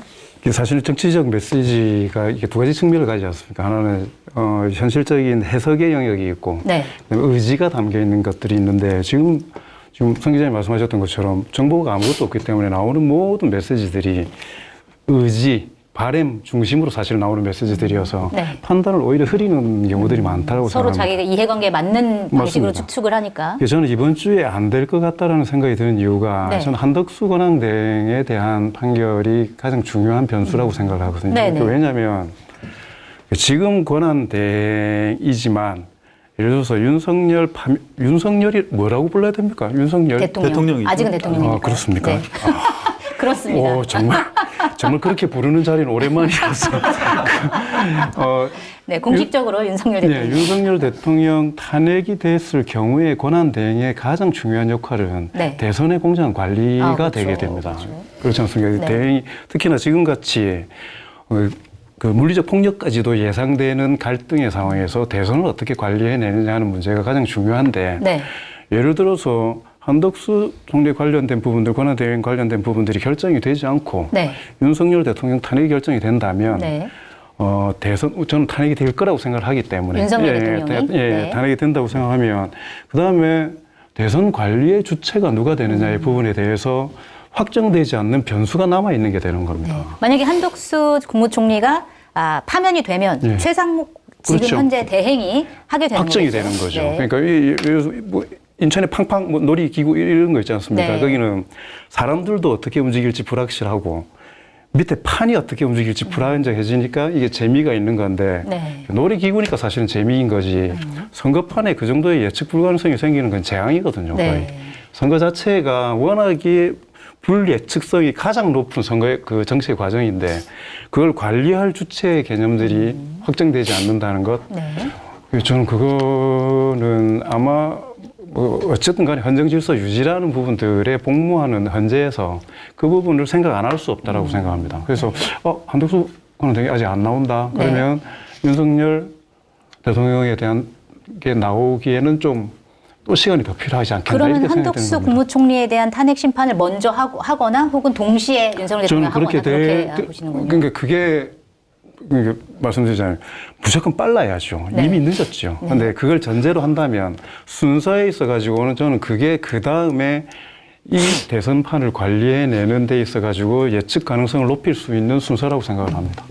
이 알겠습니다. 역설적으로요. 네. 좀 느긋하게 생각하시는 게 정신 건강에도 좋을 것 같다 이런 생각이 듭니다. 이게 처음에 4월 18일인가요? 네. 그 문영배 헌법재판소장 권한대행하고 이미선 재판관 이 두 분 임기 만료가 4월 18일일 겁니다. 네. 그런데 이 두 분은 국회 선출이 아니고 대통령이 임명하는 재판관이거든요. 그런데 지금 대통령이 없고 권한대행 체제인데 그러면 임명이 과연 제대로 될 건지 그 두 사람이 빠져나가면 6명이 되지 않습니까? 네. 그러면 결정 선고를 할 수가 없어요. 그래서 그때까지는 할 거다 그랬다가 이건 너무 명백하기 때문에 뭐 3월 둘째 주면 나올 것이다 이렇게 예측을 했는데 늦어지고 있는 겁니다. 그래서 아까도 말씀드렸듯이 굉장히 이 사안이 간단해 보이지만 또 간단치 않은 쟁점 토론이 벌어지고 있는 것 같으니 네. 일단 4월 한 중순까지는 나오겠거니 이렇게 생각을 하시다가 네. 혹시 3월 중에 해주면 뭐 감사한 일이다. 이렇게. 그게 이제 정신 건강에 좋다. 정신건강에 그게 좋겠다. 좀 호흡을 길게 가져가시는 게 좋겠다. 이런 생각인데 한 가지 걱정은 네. 지금 단식하는 분들이 계세요. 맞아요. 그래서 이분들이 막 이미 병원에 실려가고 민영배 있습니다. 민주당 의원은 병원에 실려가셨대요. 예, 또 다른 분들도 있어요. 그래서 또 김경수 지사도 좀 상태가 좀 안 좋다고 그래요. 그래서 좀 걱정이 됩니다. 그런 부분이. 그래서 게다가 사실은 예. 좀 늦게도 죄송합니다.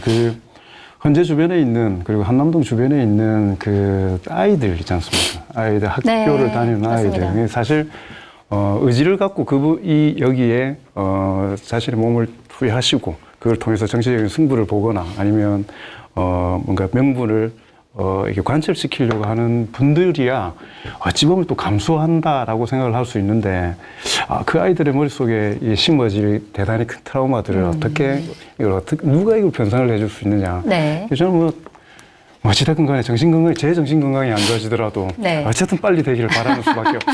그렇게 생각합니다. 저도 이제 계속 반호법인데요. 네. 이제 특히 탄핵 반대하는 태극기 부대 하시는 분들한테 뭐 어디까지 하시나 좀 보겠다. 제 이런 억하심정이 좀 있어요. 그래서 좀 그렇게 말씀을 드리는 네. 거고요. 저도 물론 빨리 하는 게 좋다고 생각을 합니다.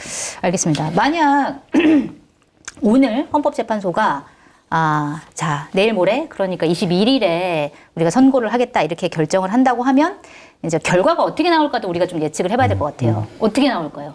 글쎄 뭐 금주에 하든 다음 주에 하든 뭐 네. 무슨 차이가 있겠습니까? 결과는 똑같을 것이다. 뭐 마찬가지라고 봅니다. 결국은 인용이 될 거고요. 또 아마 8대0 전원일치 이렇게 뭐 나오지 않을까. 지금 쟁점이 정리가 안 돼서 그렇지.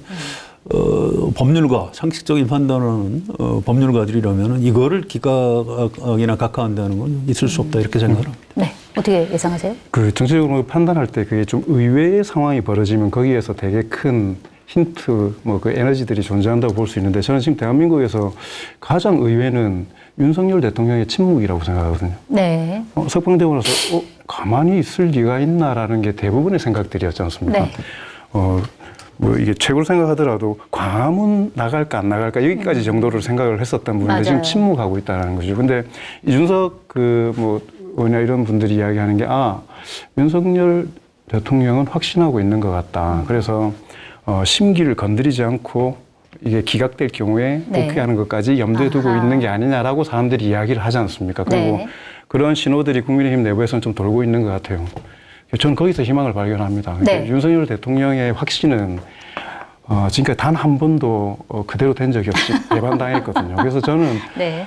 이게 뭐 우스갯소리이기도 하지만 저는 그 윤석열 대통령이 갖고 있는 정보의 편향성을 봤을 때 네. 저는 오히려 그것 때문에 송 기자님 말씀하셨던 것처럼 뭐 애누리 없이 사실은 8대0이죠. 그러니까 네. 지금 이제부터 이 사실은 매질이 진짜 시작돼야 될 타이밍은 이제 오고 있다고 생각을 합니다. 알겠습니다. 두 분 다 8대0으로 파면 될 것이다 이렇게 예상을 하셨습니다. 그 자세한 이유에 대해서는 조금 추후에 다시 좀 여쭤보도록 하고 일단 성한용 이제 기자께 여쭤볼 텐데요. 이제 민주당이 좀 조급한 것 같아요. 물론 단식하는 분들도 계시지만 어제 나온 메시지를 보면 이게 헌법재판소가 숙고의 시간을 넘어서 지연의 시간으로 가고 있다 이렇게 얘기를 하면서 이게 좀 더 늦어질 경우에는 헌법재판소 사무처장을 국회에 출석시키겠다 뭐 이렇게 이런 요구도 우리가 할 수 있다 이렇게 얘기를 하고 있는데 아까 말씀하신 것처럼 지도부가 모여서 뭐 회의를 하기도 하고 여러 가지 이제 어떻게 하면 선고를 빨리 할 수 있도록 하느냐 이걸 이제 논의하고 있는데 왜 이렇게 민주당이 좀 조급해 보이는 걸까요? 어떻게 보세요? 일단 민심을 좀 받드는 측면이 있어요. 이게 탄핵 파면이 안 되는 거에 대해서 우리 국민 대다수가 지금 스트레스를 많이 받고 있지 않습니까? 잠도 네. 못 주무시고 뭐 밥맛도 없다고 하고. 근데 이제 민주당에서 뭐 아무것도 안 할 수는 없는 거고 이거 시간은 자꾸 늦어지고 하니까 뭔가 얘기를 해야 되는 거죠. 그래서 이제 삭발도 하시고 뭐 단식도 하시고 심정적으로 이해는 가요. 네. 또 뭐 걷기 하죠. 여의도에서부터 광화문까지 계속 걷고 있고 뭐 이렇게 하고 계신데 이제 그보다 더 중요한 게 사실 이 국회에서 정치를 해야 되는 거거든요. 정치 네. 투쟁을 해야죠. 그런데 그게 지금 별로 할 일이 없다 보니까 이제 그렇게 몸으로 하는 걸 지금 하고 있습니다. 그래서 민주당 의원들한테 물어봐도 정보가 없다고 그래요. 그래서 답답하다 이런 얘기를 하고요. 물론 이제 국민의힘도 마찬가지기는 해요. 그래서 네. 예, 조급함은 정보가 없기 때문에 나타나는 일시적인 현상이다 이렇게 보시면 네. 과히 틀리지 않을 것 같습니다. 알겠습니다. 이번에는 장영철 부소장님께 좀 여쭤보겠는데 사실 국민의힘에서 지금 주장하는 거는 헌법재판소 선고를 좀 미뤄야 되는데 그게 이제 오는 3월 26일에 이재명 더불어민주당 대표 항소심 선고가 있습니다. 자, 그거 이후로 미뤄야 된다. 명분은 헌법재판소 선고가 먼저 나오면 이 항소심에 영향을 미칠 것이다. 이게 명분이에요. 그런데 실제로 헌재 선고가 26일 전에 나오거나 혹은 26일 이후에 나왔을 때 정치적인 변수가 있을까요? 어떻게 보세요?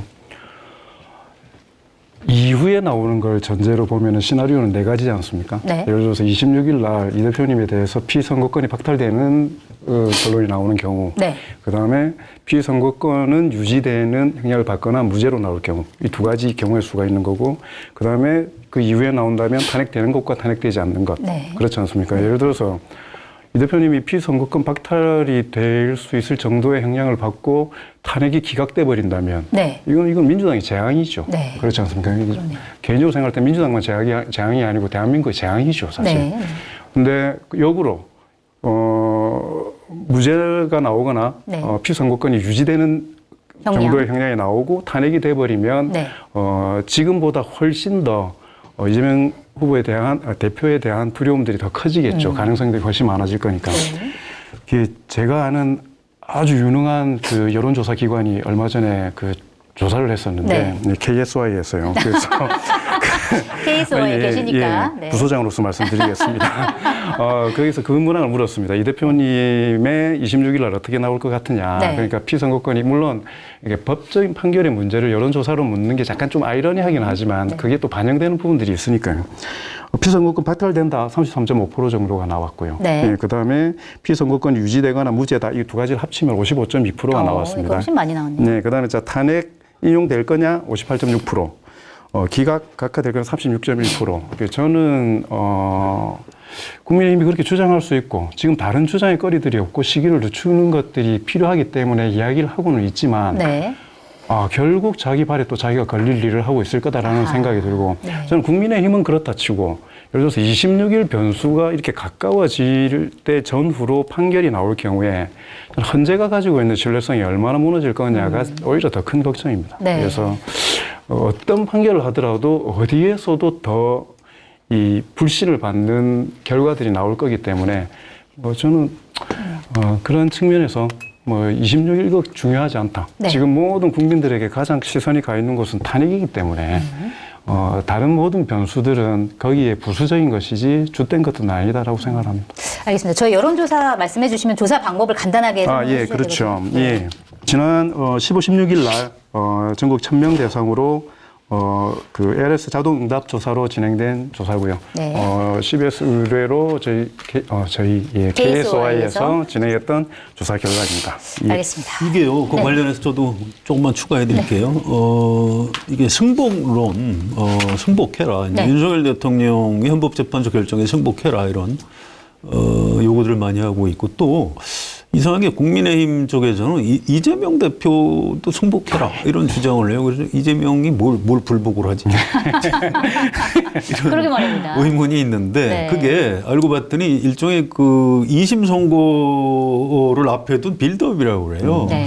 그래서 어쨌든 뭐 승복한다 이렇게 하면 2심에서 이제 혹시 유죄가 나오면 그 사실심은 이제 끝났으니 승복해라. 그 연장선상으로. 상고심, 법률심까지 꼭 갈 필요 있느냐? 그게 이제 그렇게 이런 연결이 정치 공세를 하기 위해서 그런다고 그래요. 그래서 네. 야, 참 머리가 좋다 이런 생각을 했고요.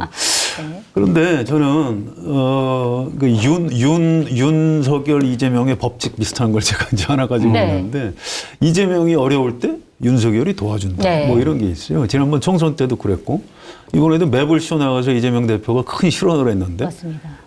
바로 또 윤석열 대통령이 짠 석방되는 바람에 이재명 대표 발언은 뭐 그런 얘기 했어? 지금 다 기억 못할 정도로 넘어갔거든요. 그래서 26일에 선고가 설사 이재명 대표한테 불리하게 나와도 뭔가 또 윤석열 대통령이 광화문 집회에 나와서 뭐 얘기를 한다. 그래서 묻힌다. 묻힌다. 그 내용이. 저는 그쪽에 배팅하고 싶습니다. 그런 여러 가지 법칙. 송 기자님이 승복 이야기를 하셨으니까 네. 또 이게 사람들이 주 관심이 있는 게 윤석열 대통령이 승복 의사를 이야기해야 된다 뭐 그런 네, 이야기를 그런 하지 메시지 많이 않습니까? 나오죠. 근데 사실 승복한다 입장을 내는 거는 그 다음에 대한 가능성이 있는 사람들에게 주어지는 거지. 네. 예를 들어서 윤석열 대통령은 자 탄핵이 된다, 승복하지 않을 겁니다. 네. 탄핵이 안 된다, 입장을 밝힐 필요가 없어요.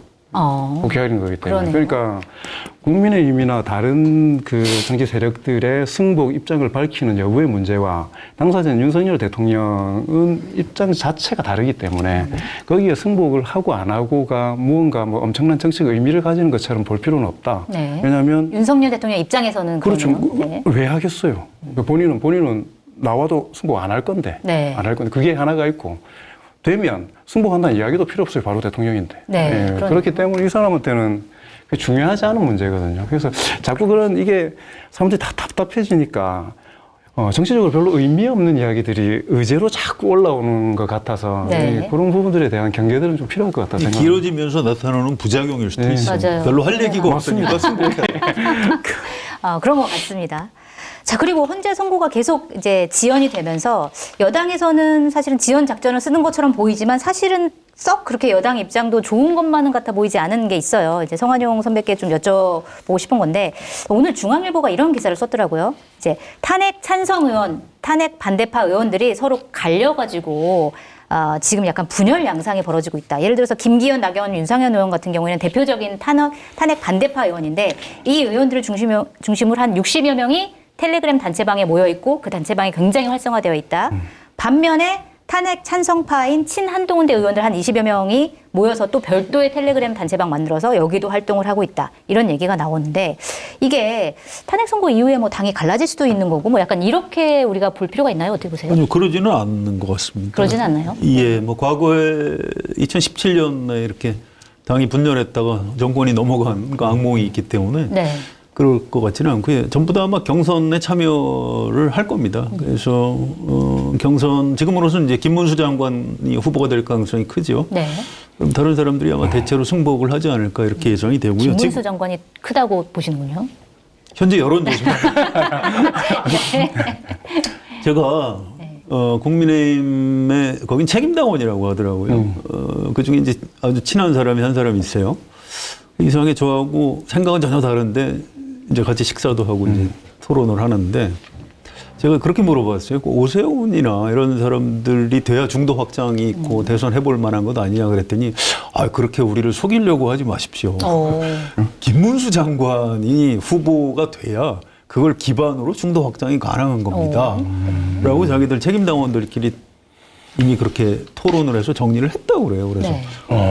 참 대단하다. 뭐 이런 생각을 좀 했고요. 그게 이 민주당의 이제 권리당원들도 이제 약간 좀 사나운 측면이 있는데 이 국민의힘 책임당원들은 한술 더 뜨는 것 같아요. 요즘 보면. 그냥 완전히 우리 좀 언론인들은 그 상상하기 어려운 사고방식들을 하고 있다. 이제 이런 생각이 좀 들고요. 네. 어쨌든 지금 국민의힘 안에 대선 주자들끼리도 생각이 많이 다릅니다. 뭐 유승민, 한동훈, 안철수.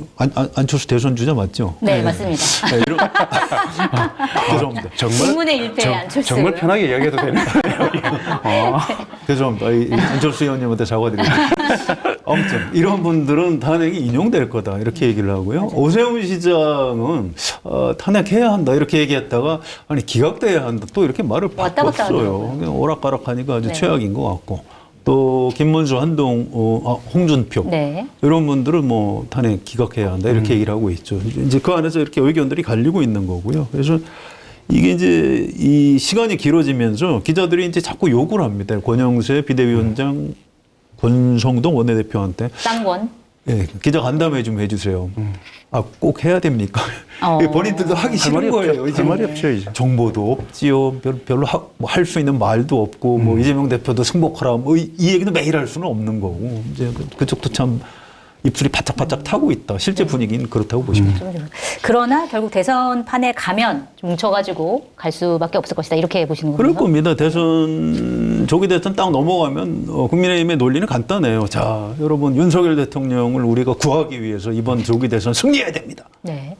이렇게 해야 대선에 참여할 수 있는 거죠. 뭐 국민의힘이 윤석열 대통령 탄핵했습니다. 파면했습니다. 여러분 우리 대선 치르지 말고 온 국민 들고 일어납시다. 이렇게 얘기할까요? 그럴 가능성은 거의 없다고 볼 것입니다. 네.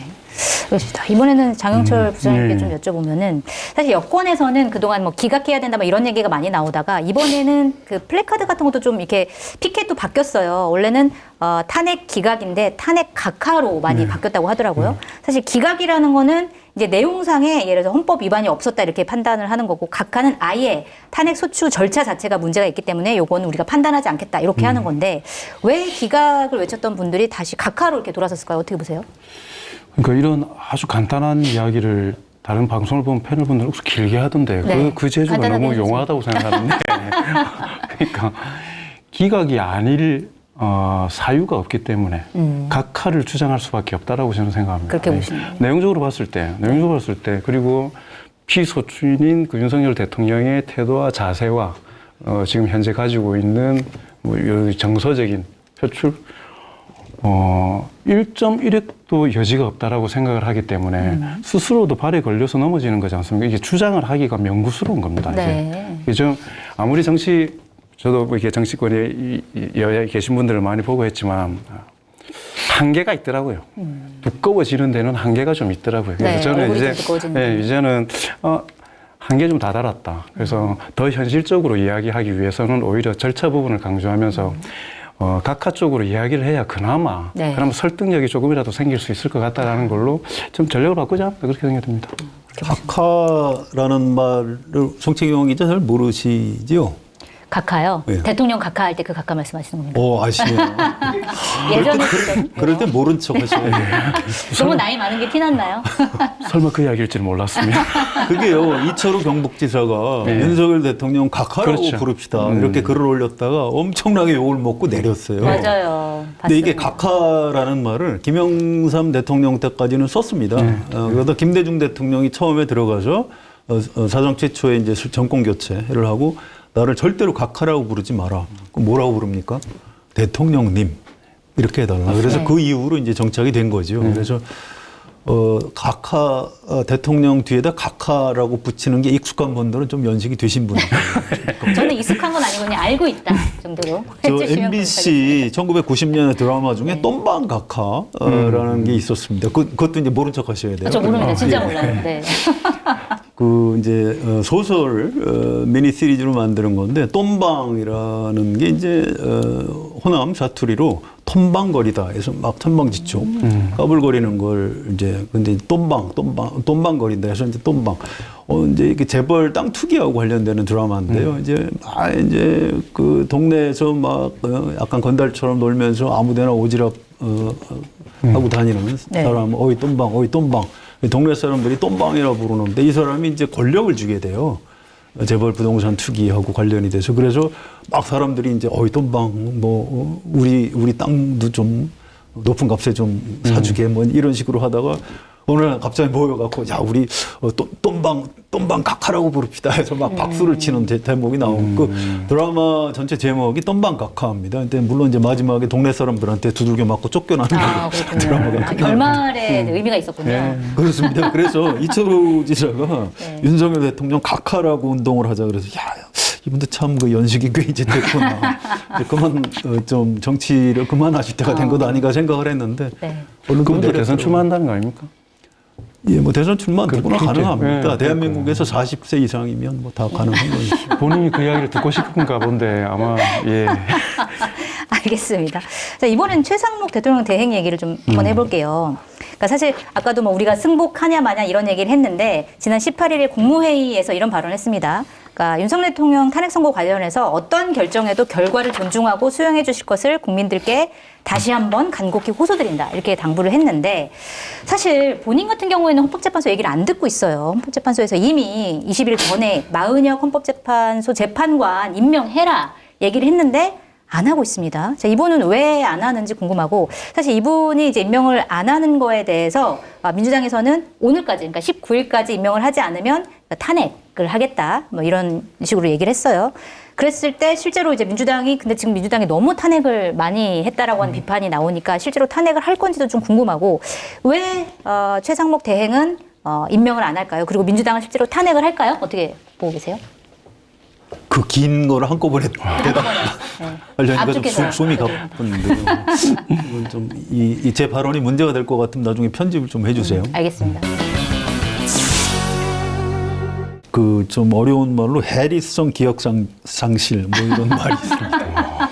네. 그러니까 헌법재판소에서 마흔석 재판관 임명하지 않은 거는 위헌이다. 임명해라. 라고 권한대행이 인용해 주는 거를 잠깐 잊어버리고 이게 탄핵 심판 이후에 온 국민이 헌법재판소의 결정을 어떻게든 수용하고 존중해야 된다라고 얘기를 한 거죠. 네. 그러니까 본인이 얼마 전에 들었던 그 얘기는 잠깐 기억을 상실하시고 가장 설득력 있는 이야기이신 것 같습니다. 그러니까 이분들의 이 어떤 정신 세계를 굳이 분석해서 이해하려고 할 필요가 저는 없을 것 같아서 이렇게 말씀을 드리는 거고요. 네. 참 부끄럽지 않은지 참 기가 막히는 현실이죠. 근데 민주당은 탄핵을 할까요, 그러면?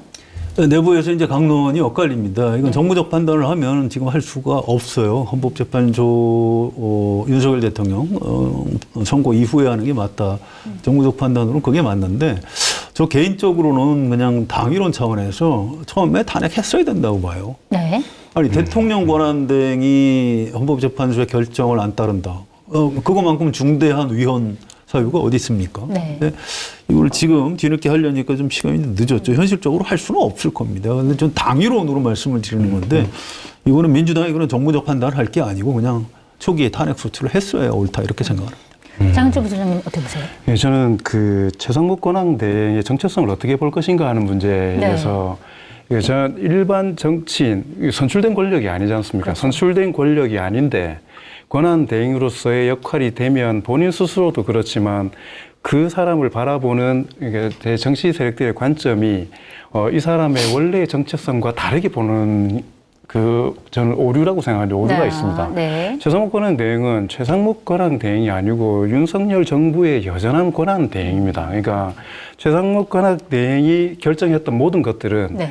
최상목만의 새로운 결정이 아니고요. 윤석열 정부의 연장선에 있는 결정들입니다. 네. 그래서 거부권을 최상목 권한대행이 새롭게 행사한 게 아니에요.